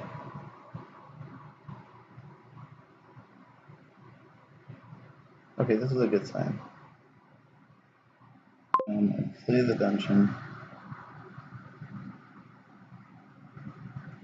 Let's discard this vagrant. We find something. That's good for the dungeon. Yeah, let's definitely keep the market square and let's just trash a curse. Or I could just trash copper. What do I want this turn? For trash a curse, I get either way. I get 3 because it's just changing one card I trash. The question is, do I attack him? He doesn't have a dungeon in play. Like the vegan draws more if I trash the coppers. Let's just trash coppers.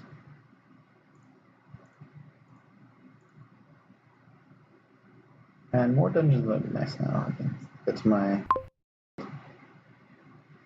more easily or more market squares.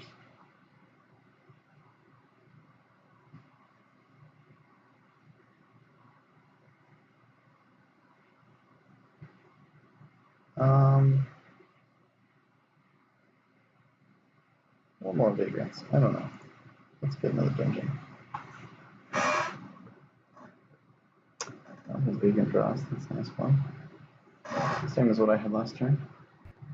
Oh, I found a curse.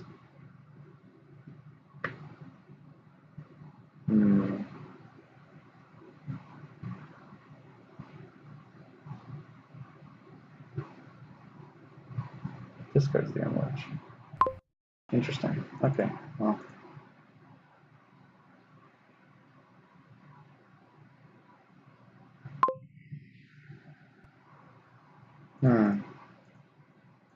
Let's draw. Alright, with 4. I think I could make that 2 vagrants. Let's get those vagrants drawn. That's my goal here.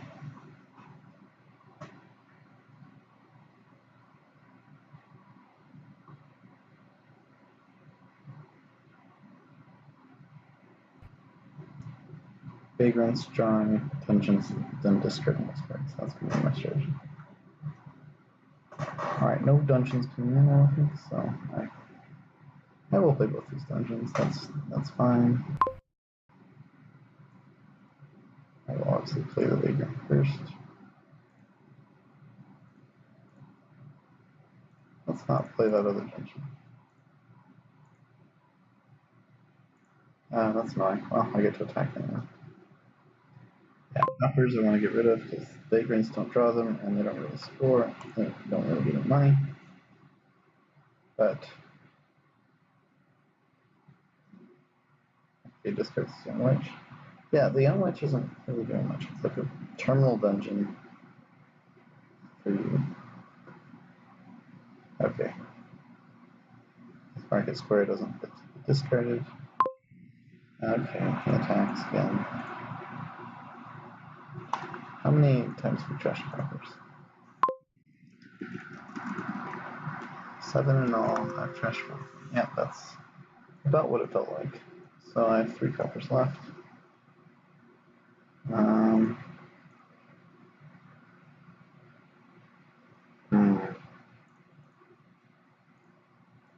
I like my vagrants. Well,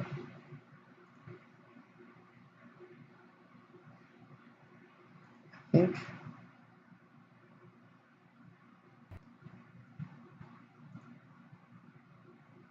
think I will get a potion now. It's not too crazy that I could draw. Then again, I don't have really that much money in the deck. I might have to like catapult something. Bad. Okay, so he gets the vagrant draw working. I still just have this one curse.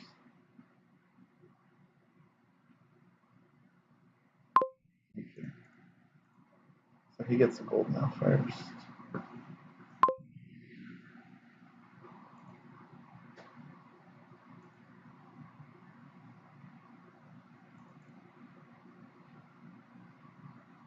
Yeah, stupid covers.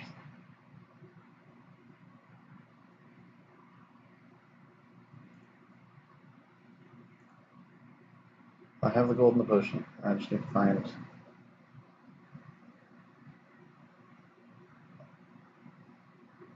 I really hope he doesn't catapult attack me here.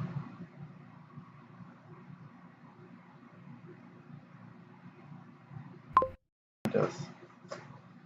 I've got a dungeon coming in.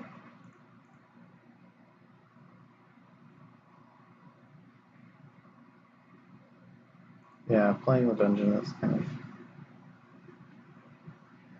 of useless. I really want the golem. I want to get to the library.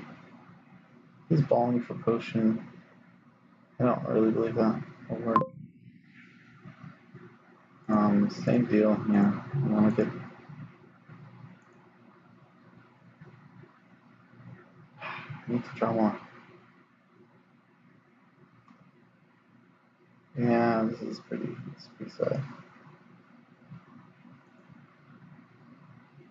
I needed to draw with one of those vagrants. Draw something I could trash.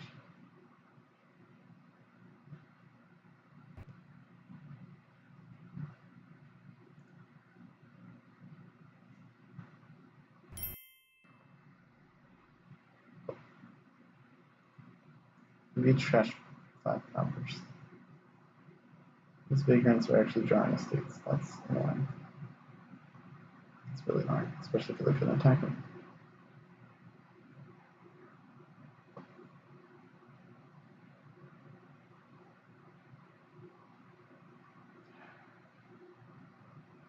He gets second gold, third gold even.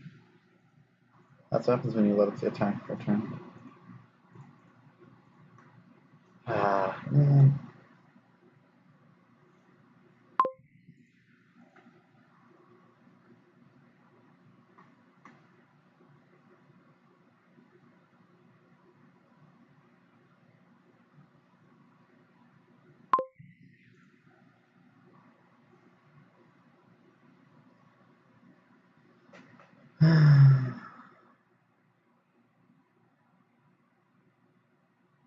Okay, finally his vagrants aren't drawing. So it's down to 2 card hand, which can't afford golem.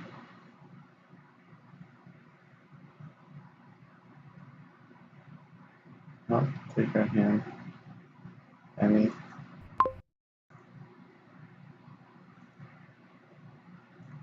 That vagrant draws.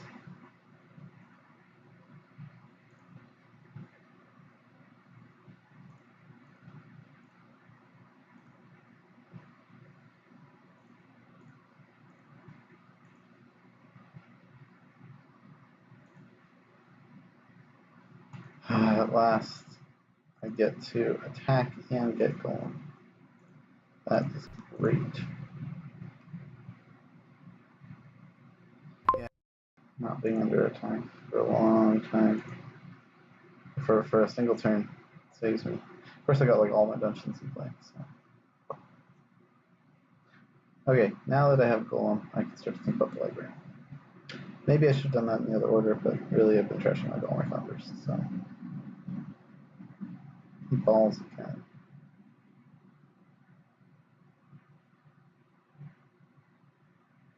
So he doesn't get an attack in. And there's 13 coppers in trashing. He's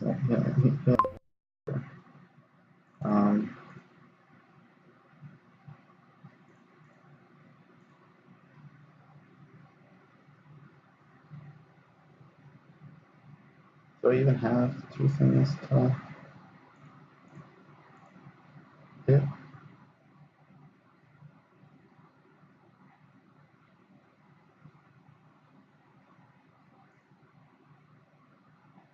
Okay, choose a catapult. Vagrant is more likely to draw 7. It does. It draws curse. Alright, okay.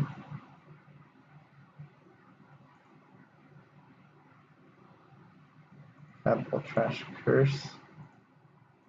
Discard market square by goal. It didn't attack him, but that's okay. I got a goal and then a gold there. Yeah, I had done all the searching with the dungeons last time, so.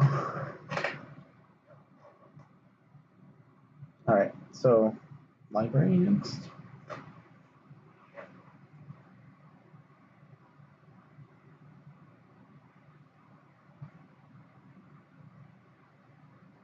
You can also start to attack. Okay, he trashes the state.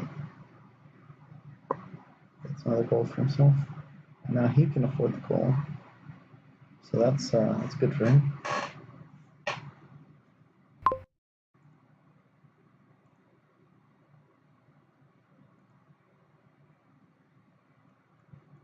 Yeah, whatever. Okay.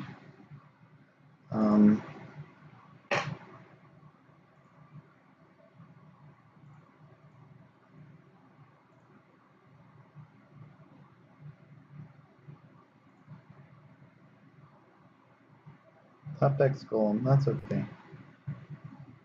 Well,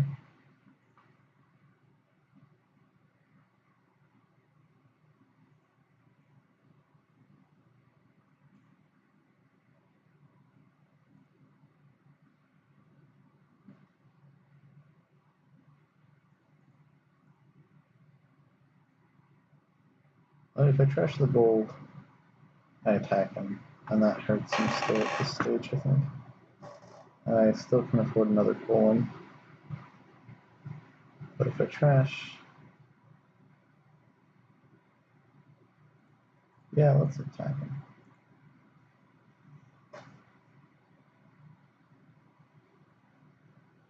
Gain to this guy. Dungeon coming in play, but that's okay.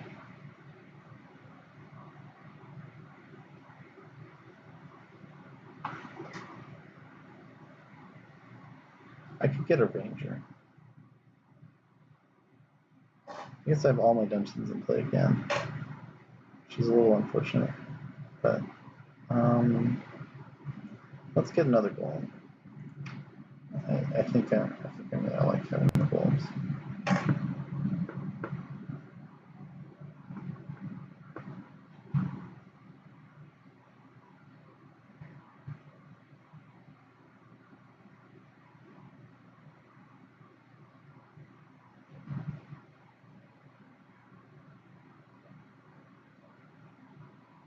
So 2-card hand, and he's gonna have to trash my other cards.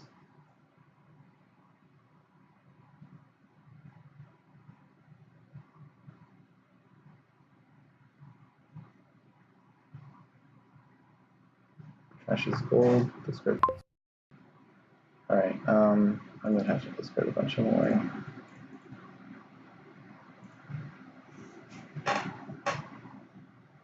So he does nothing. And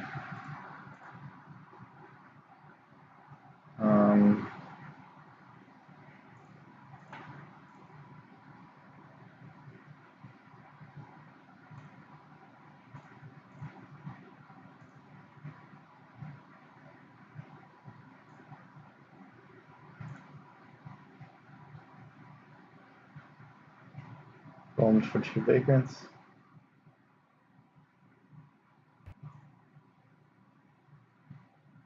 Got another market square in there. I think that's all my vagrants though. So this golem will just hit a market square, I think.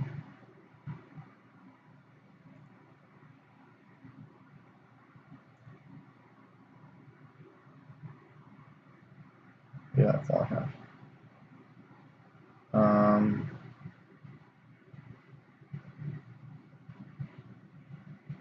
So if I catapult this estate, discard market square, and then golem, I will shuffle my deck. But if I play the market square, I could draw. I've got a bunch of junk. Yeah, I'm a little overwhelmed, but I think I'm gonna play that, and yes, that's what I have to get. And then I will play golem to dump my deck and get a ranger.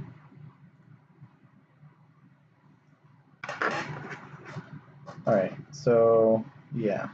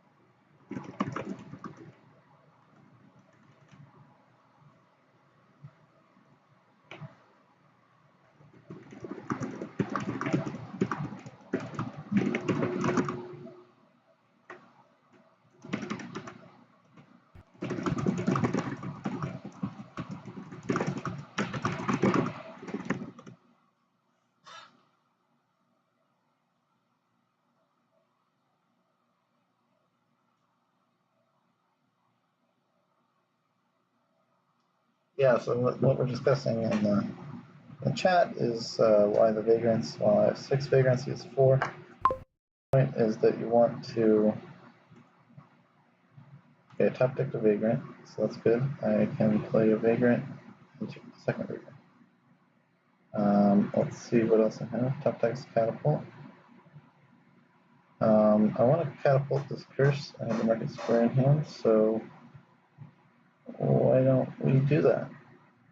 I'm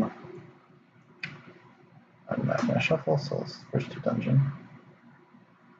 Again, okay, the golem got skipped, so it's a mega discard. So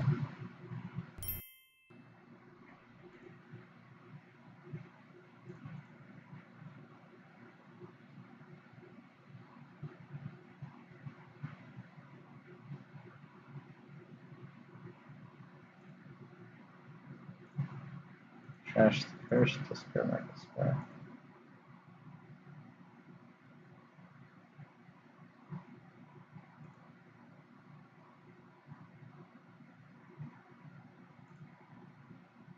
Okay, let me. I would love to hit 5, but I also want to get my ranger taken down. And I can buy a second ranger, so that's good.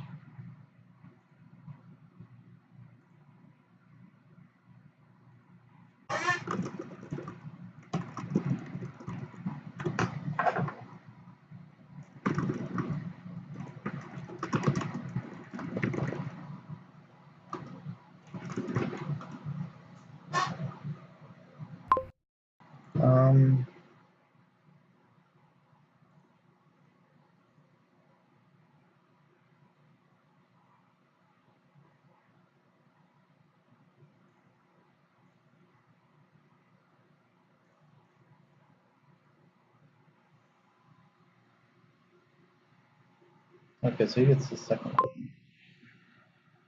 I'd love to hit my vagrants with my golems. I think that's almost guaranteed.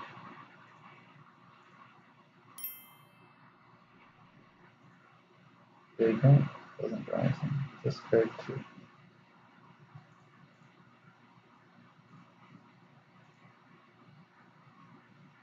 2 vagrants. They drew also. Ranger. Okay, do I even have any here? I have 2 more vagrants. So let's play those. Oh, I had Marcus Gurney, of course.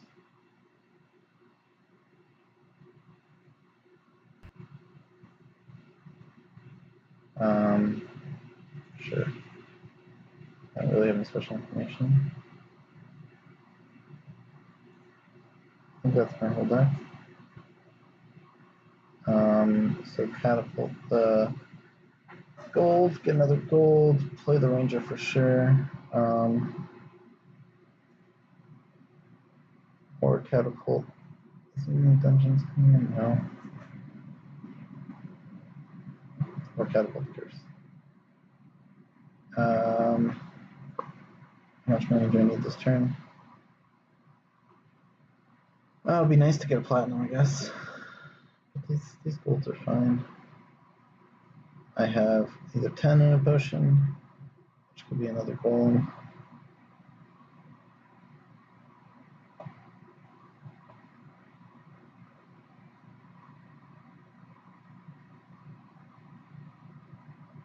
Or it could just be platinum. Do I even need to get platinum?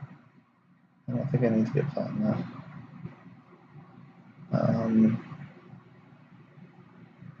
If I ball for 2 rangers, get golem. That's 9 in a potion. Let's just trash the curse. Discard the square. Golem. Ball for 2 more rangers. Alright, so the problem is I really need. They play all my dungeons game, though I just put them at 1 and 2.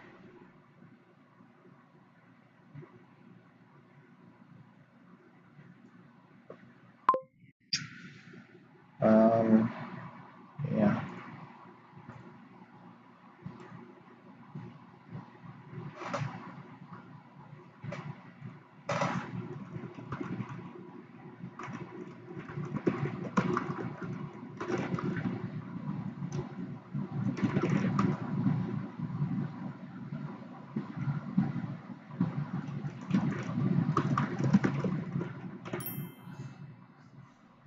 Okay, so he gets his ranger token flipped, and that's all that he accomplishes this turn. He didn't even regain the gold that he trashed.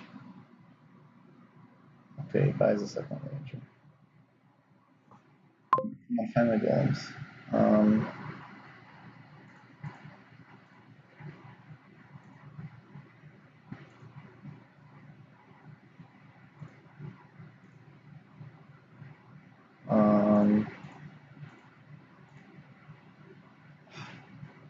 Man, that sucks.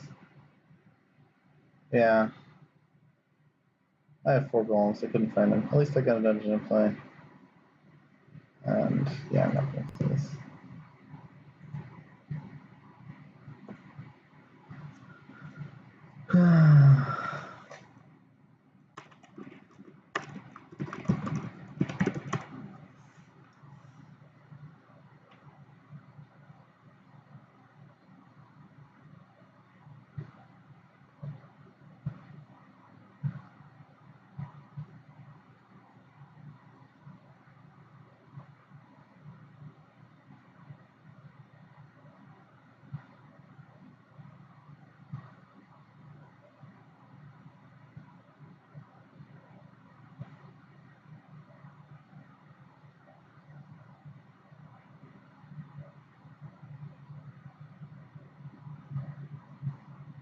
Okay, his golem is trial.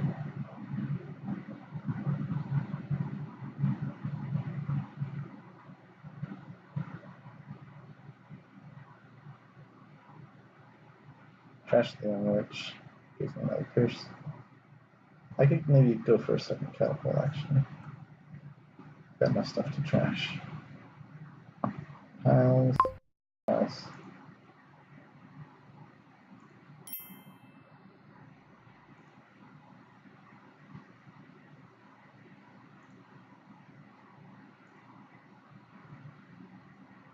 Here's the ranger. Alright.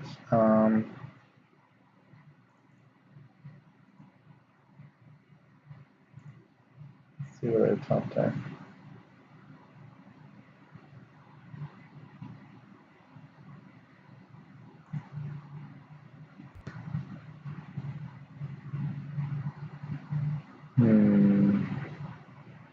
Slightly worried I won't see a vagrant, but that's okay. I'm gonna go for it. Okay, there we go. Another. Oh, I wanted to do Marcus go first. Oh well.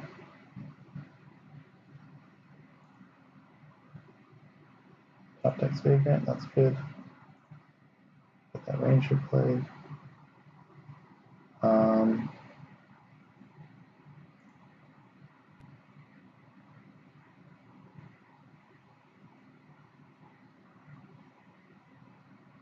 Got another ranger.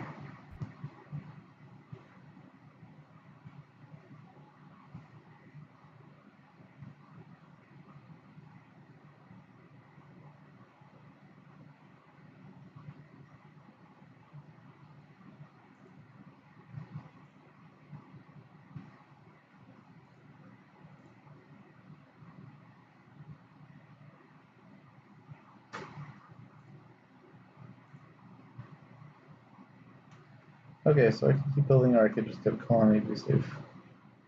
I'll just get the colony. And oh, I had another golem in there. Okay, so I do have the right number of golems for my terminal space. Unfortunately, I only need to play 2 rangers to draw there. Okay, so his deck is finally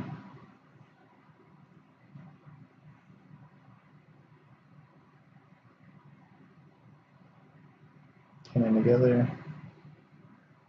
He continues to trash the gold. Making the discard.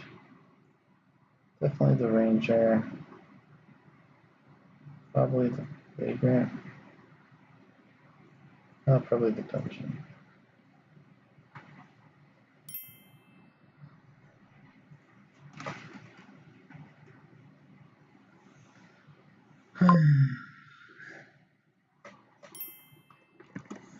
Yeah, so that's the game. Thanks for watching.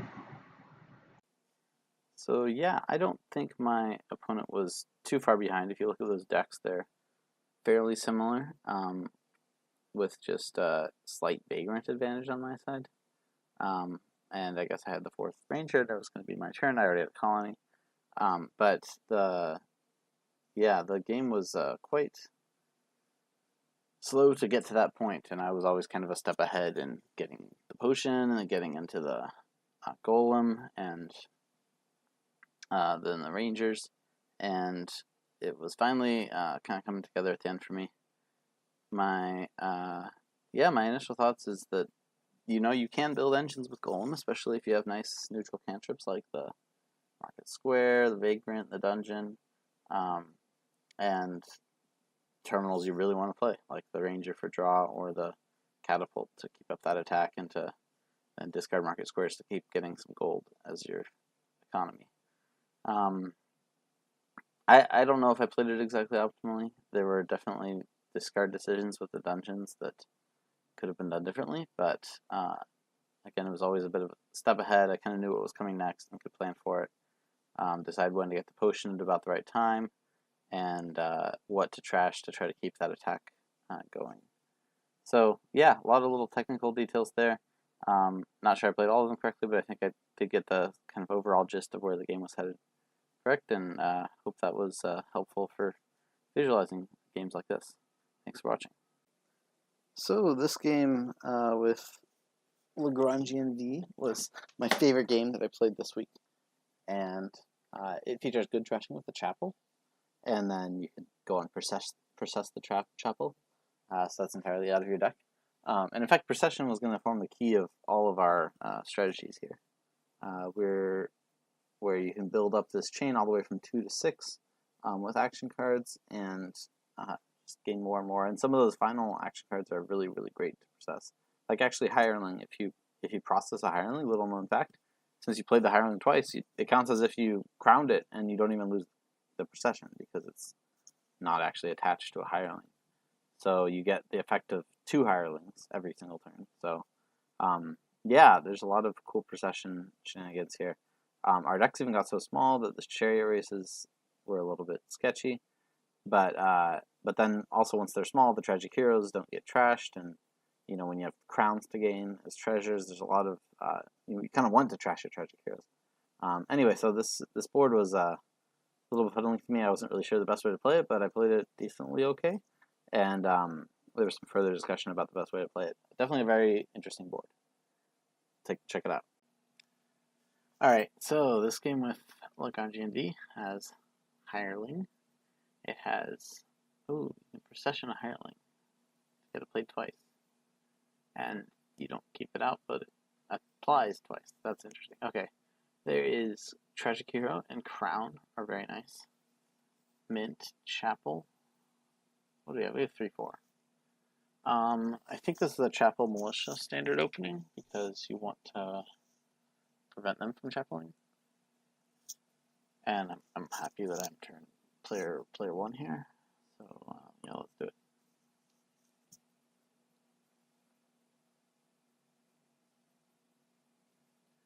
The procession chaining is gonna be rad here. You can process Tragic Hero, Gate Hireling, as well as a ton of things. Okay, yeah, fortunately, my chapel doesn't get killed, but unfortunately, it isn't trashing estates either. But I am still happy to do that. And next I will get, do I get the procession already? Oh, he does the same thing. Well, too bad. He will militia my next hand. I think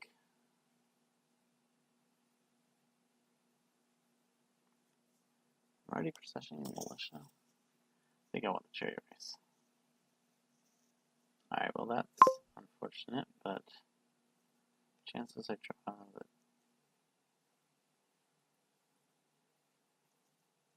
Chapel are 1 and 4, militia.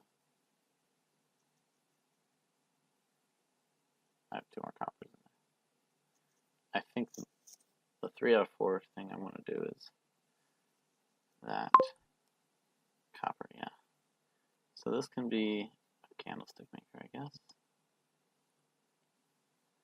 And then pretty soon we want to get into the processioning. Okay, he chapels. He's got 2 estates gone. He's got chapel on top.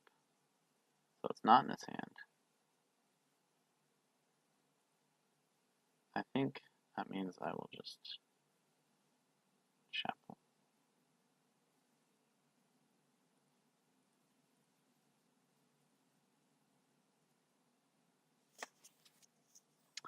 Okay, and here I'll get a crown. Crowning chariot race is going to be my village. Or candlestick. But I could also procession. That's the fun thing.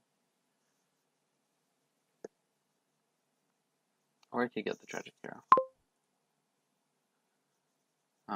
He gets another chariot race. Crown or procession?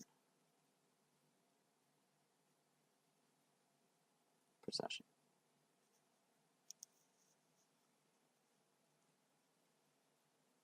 Got it. Copper.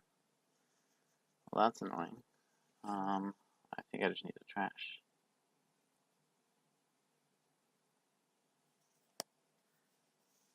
He doesn't do anything either.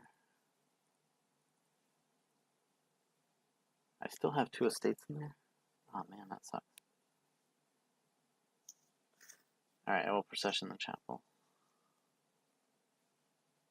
He will be militiaing me. Okay, I will just chapel.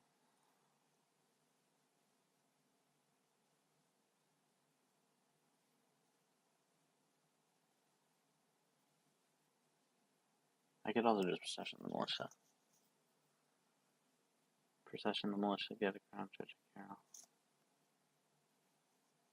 It attacks him too.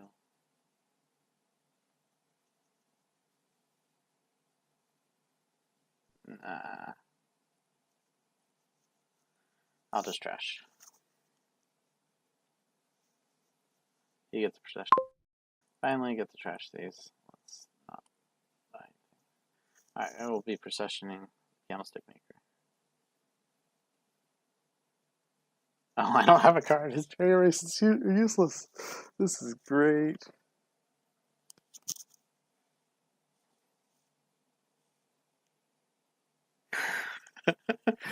Boy.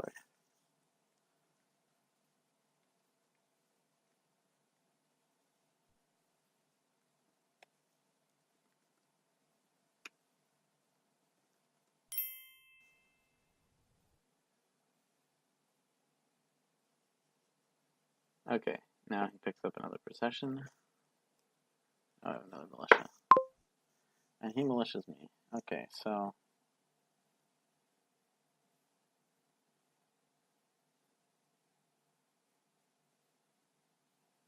um 5 procession chariot race.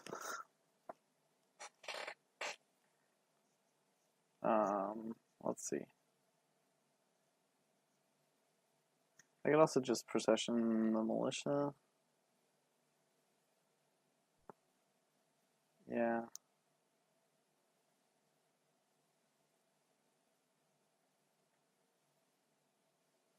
Let's just procession the Candlestick Maker to a chariot race and play the militia.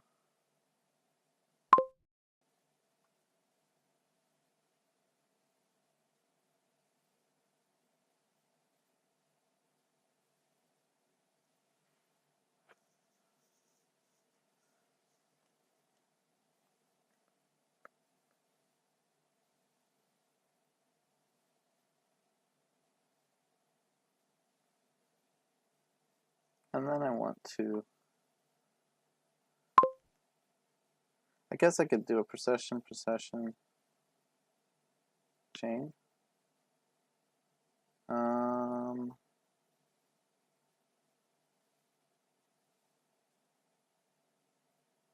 My deck is small.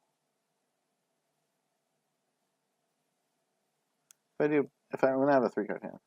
So if I do procession, chariot race. So I have these two, I have 2 chariot races, and I have the chapel. Right? Okay. So I do procession, chariot race, and a procession. I think that works the way I want. And then ideally procession the chapel into a chariot race and get the tragic hero.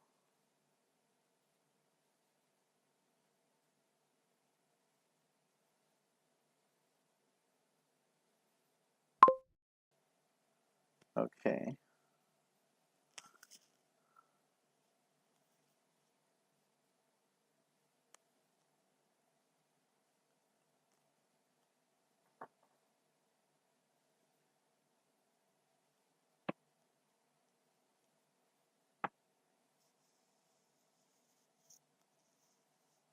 So he's getting crowns.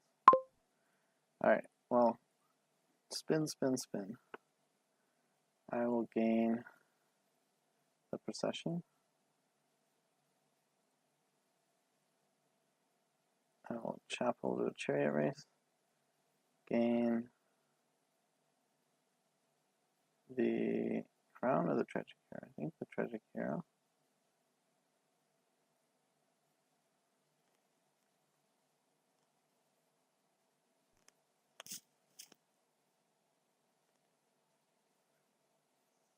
You know, he's got a crown top deck, so his chariot races aren't really doing all that much yet.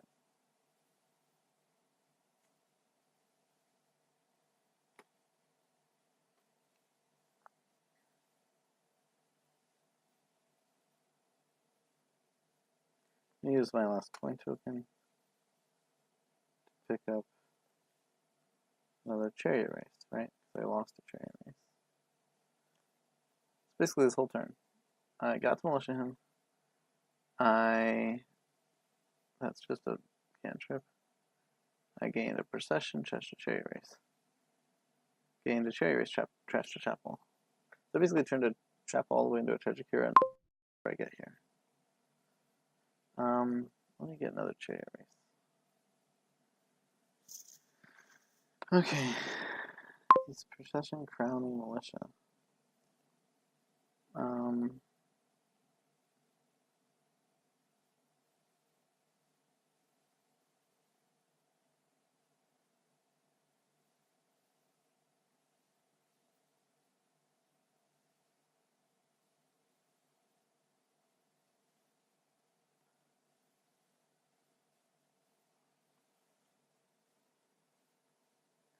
gains the hireling. Like, I do want hireling, and then I want to process it because, hey, he's got procession on top. Oh, I still want to do this. Gain an action. Yeah, procession.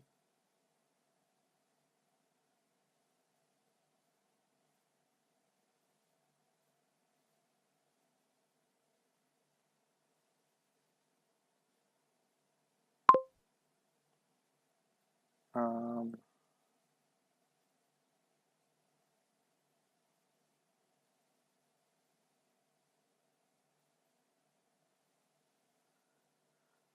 um,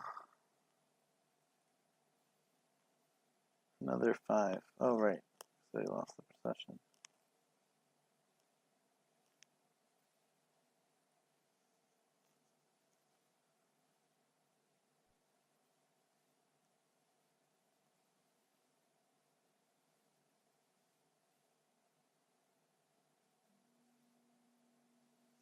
Yeah, this is nuts.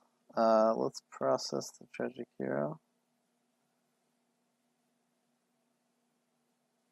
and buy another procession. I think. Oh, I don't have like any way to get money. Now that I lost my militia. Well, it's just endless procession chains. Anyway, got a tragic hero.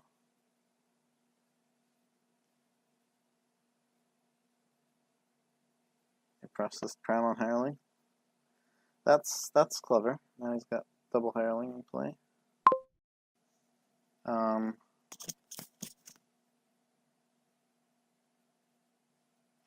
Let's see what we have on top. We have a tragic hero. That's great. Okay. Crown the procession.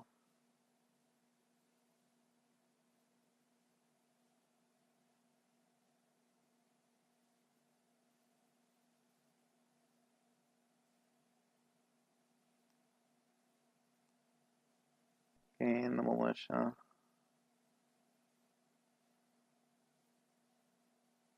I think.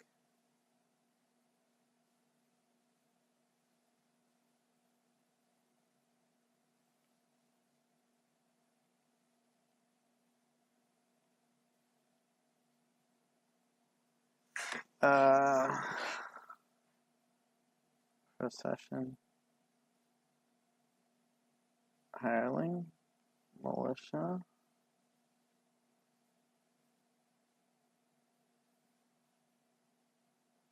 So, does that even work?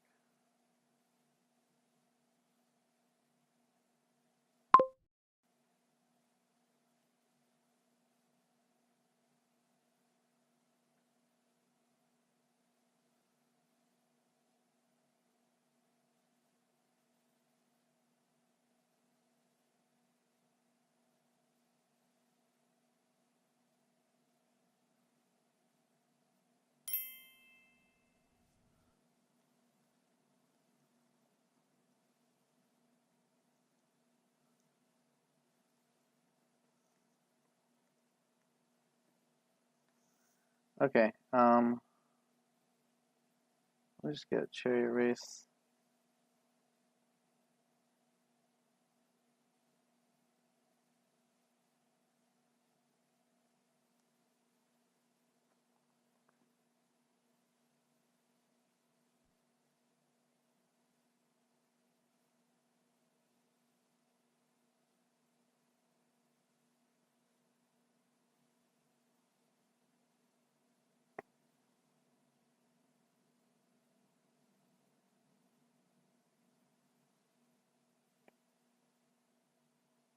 Okay, I've got Tragic Hero, which is good.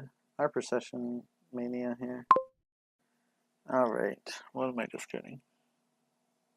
Probably the Hireling and the Chariot Race.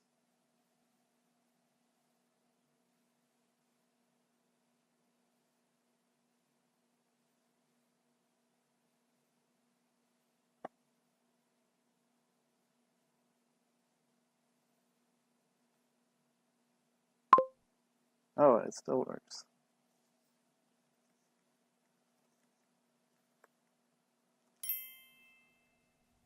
Huh, fascinating.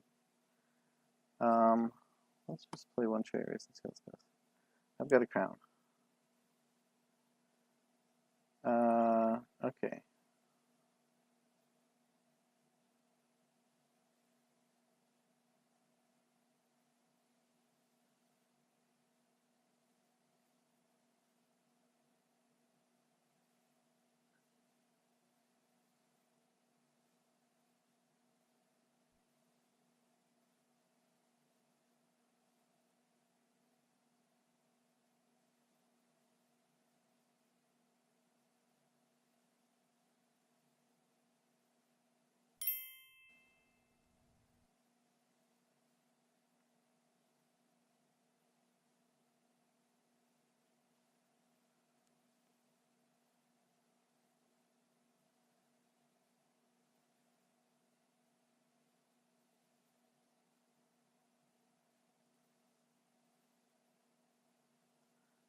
Okay, now that we're out of Chariot Races, time to get some like actual economy or something. I don't know. I don't know. This really confuses me. I crowned. I think I lose my crown.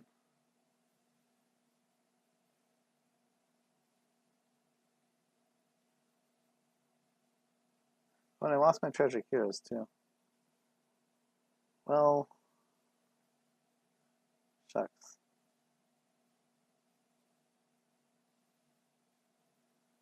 I have no idea what I'm doing. I have no idea. No idea what's going on. Other than I'm gonna like draw my deck, which is like useless. Because then I can't like Chariot Race things.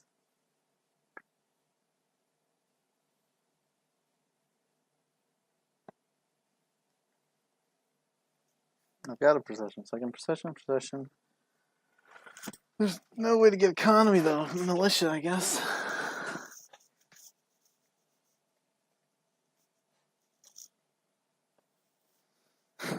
This game is ridiculous. Yeah.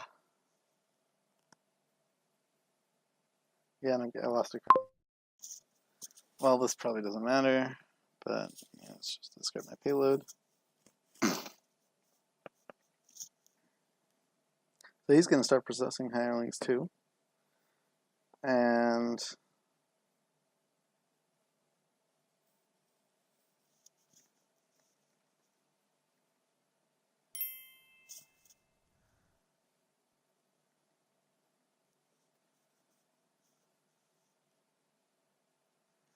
yeah, now we need those militias to be able to bam. Yeah. I lost my crown. That was dumb. Can I pile?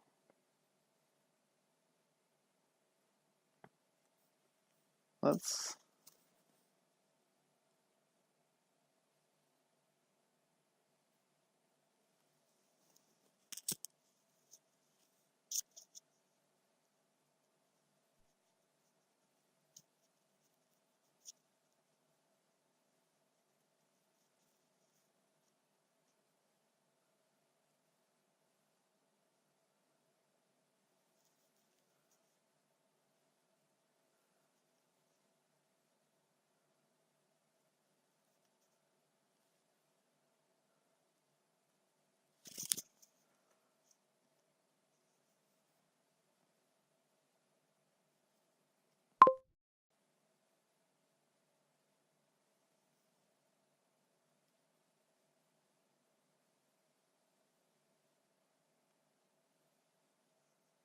Yeah.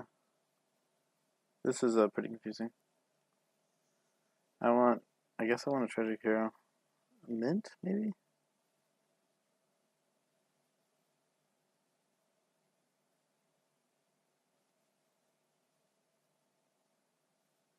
And let's like get a gold. And hopefully he doesn't like pile this turn. I'm out of chariot races, so well, piling and winning might be tough for him.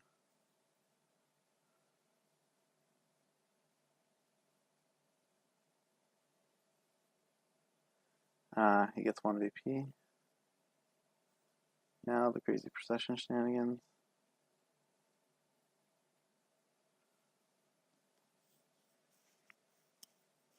He's gonna get rid of his chapel.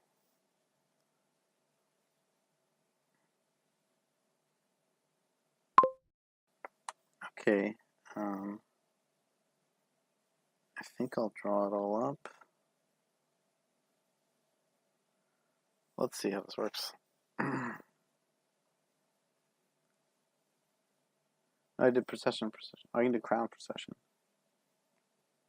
on the mint. Yeah, crazy piling here. Did I trash my treasure count? 3 triggers on trash. I think I still have mine. He's got 10. On him, I'm a little bit afraid I will pile, but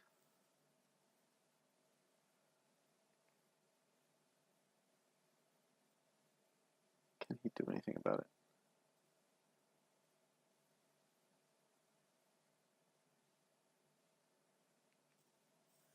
I would love to crown procession, reveal crown, or he buys 2 golds. Okay, how many cards is this? 1, 2, 3, 4, 5, 6, 7, 8.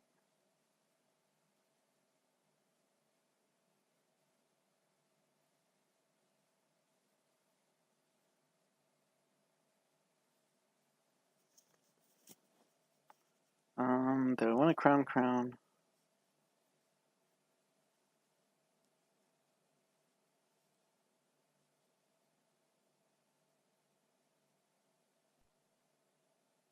I think I should.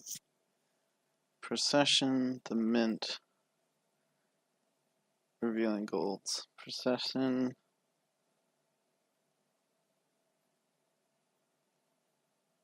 The militia.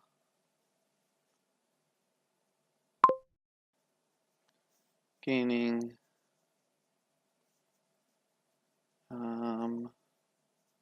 That's 16 to pile out. I have 2 more golds. I have 4, 9, 15.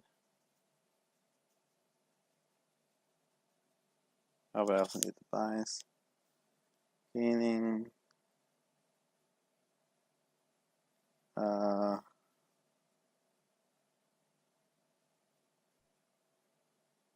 Okay, so I processed mint and militia. Now I will get the crown. The tragic hero. And that's going to be the end of my turn. So let's just gain a crown. And crown the gold. I have 18. 3 buys. Whew. Weird game. Very weird game. I can't pile, unfortunately. Only 3 buys. But I can province. Tragic hero.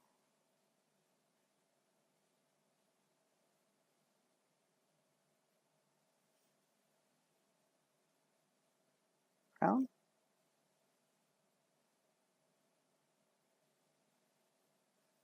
Yeah, I have 4 crowns. Very likely I can start off with a crown, tragic hero. Maybe I'll take another mint. Okay, now I really hope he can't pile.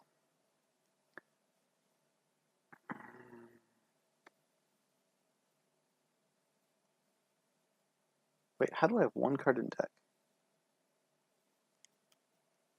Oh, sorry. Wow.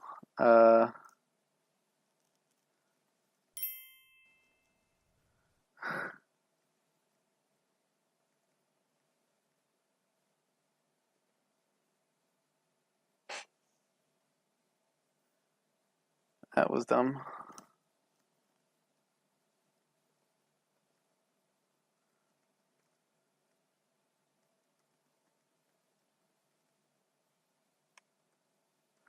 Yeah, that was very dumb. Let me just take like another treasure here.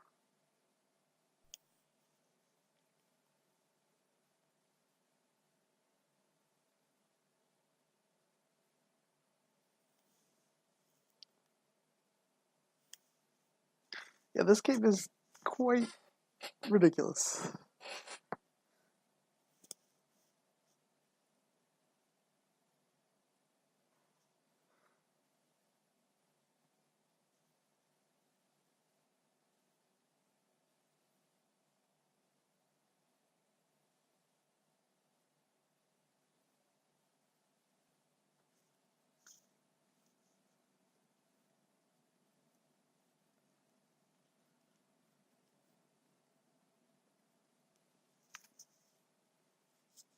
Okay, is he gonna try to pile here? Wait, he doesn't have any treasure heroes, does he? 3 in the trash? I think I have 3.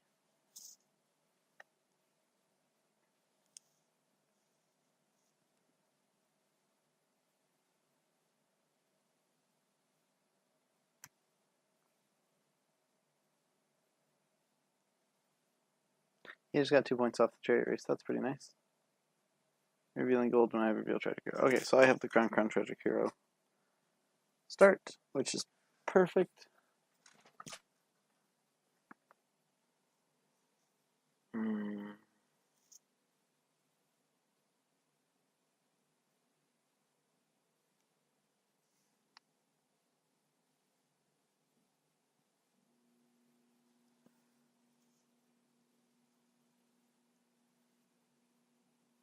Yeah, so I definitely did not play this optimally, but I am not sure how to play it optimally.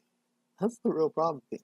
Like, so many shenanigans you can go through. He hasn't gained a tragic hero. I don't think he has draw. Okay, yeah, this is easy.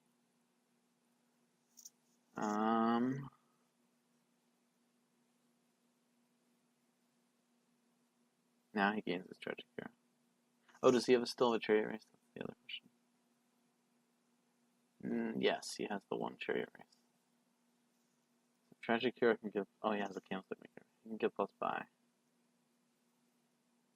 So he has like 3 buys, but that means, yeah, he didn't crown either of those. Okay, so he has 3 buys. He can't pile without. It's a losing pile.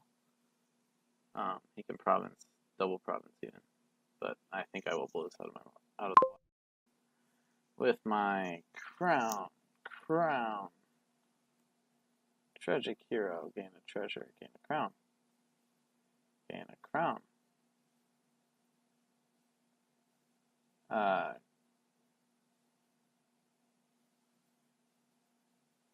Procession.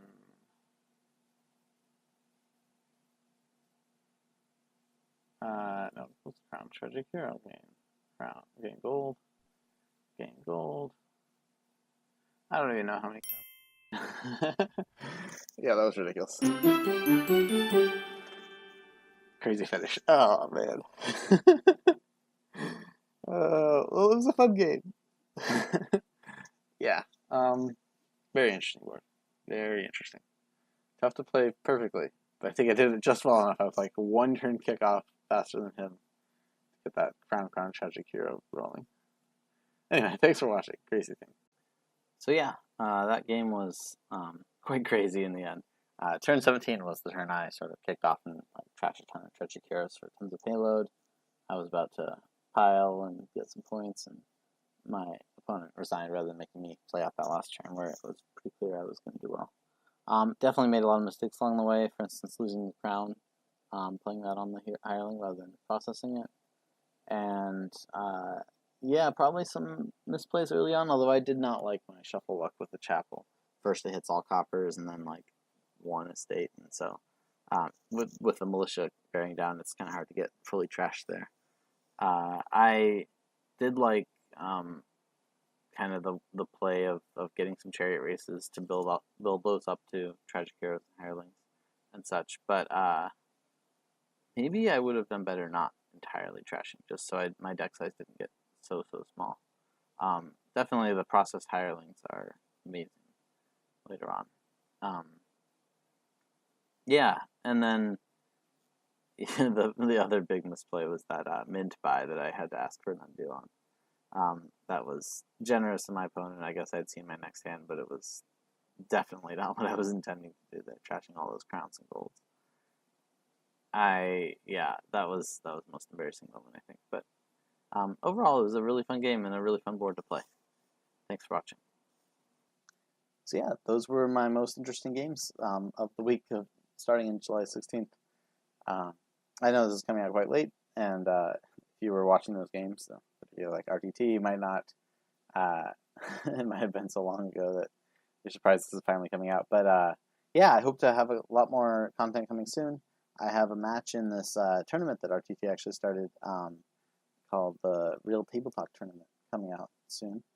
And I also have the interesting games of the last week to post as well. That'll be episode number 5 in this series, so to speak. And I'm also now playing in the Dominion League. And I actually haven't played my first match of that yet, but I have a lot lined up in the schedule. And so, yeah, we'll look for some more videos from those coming out very shortly. Thanks for tuning in, and see you all next time.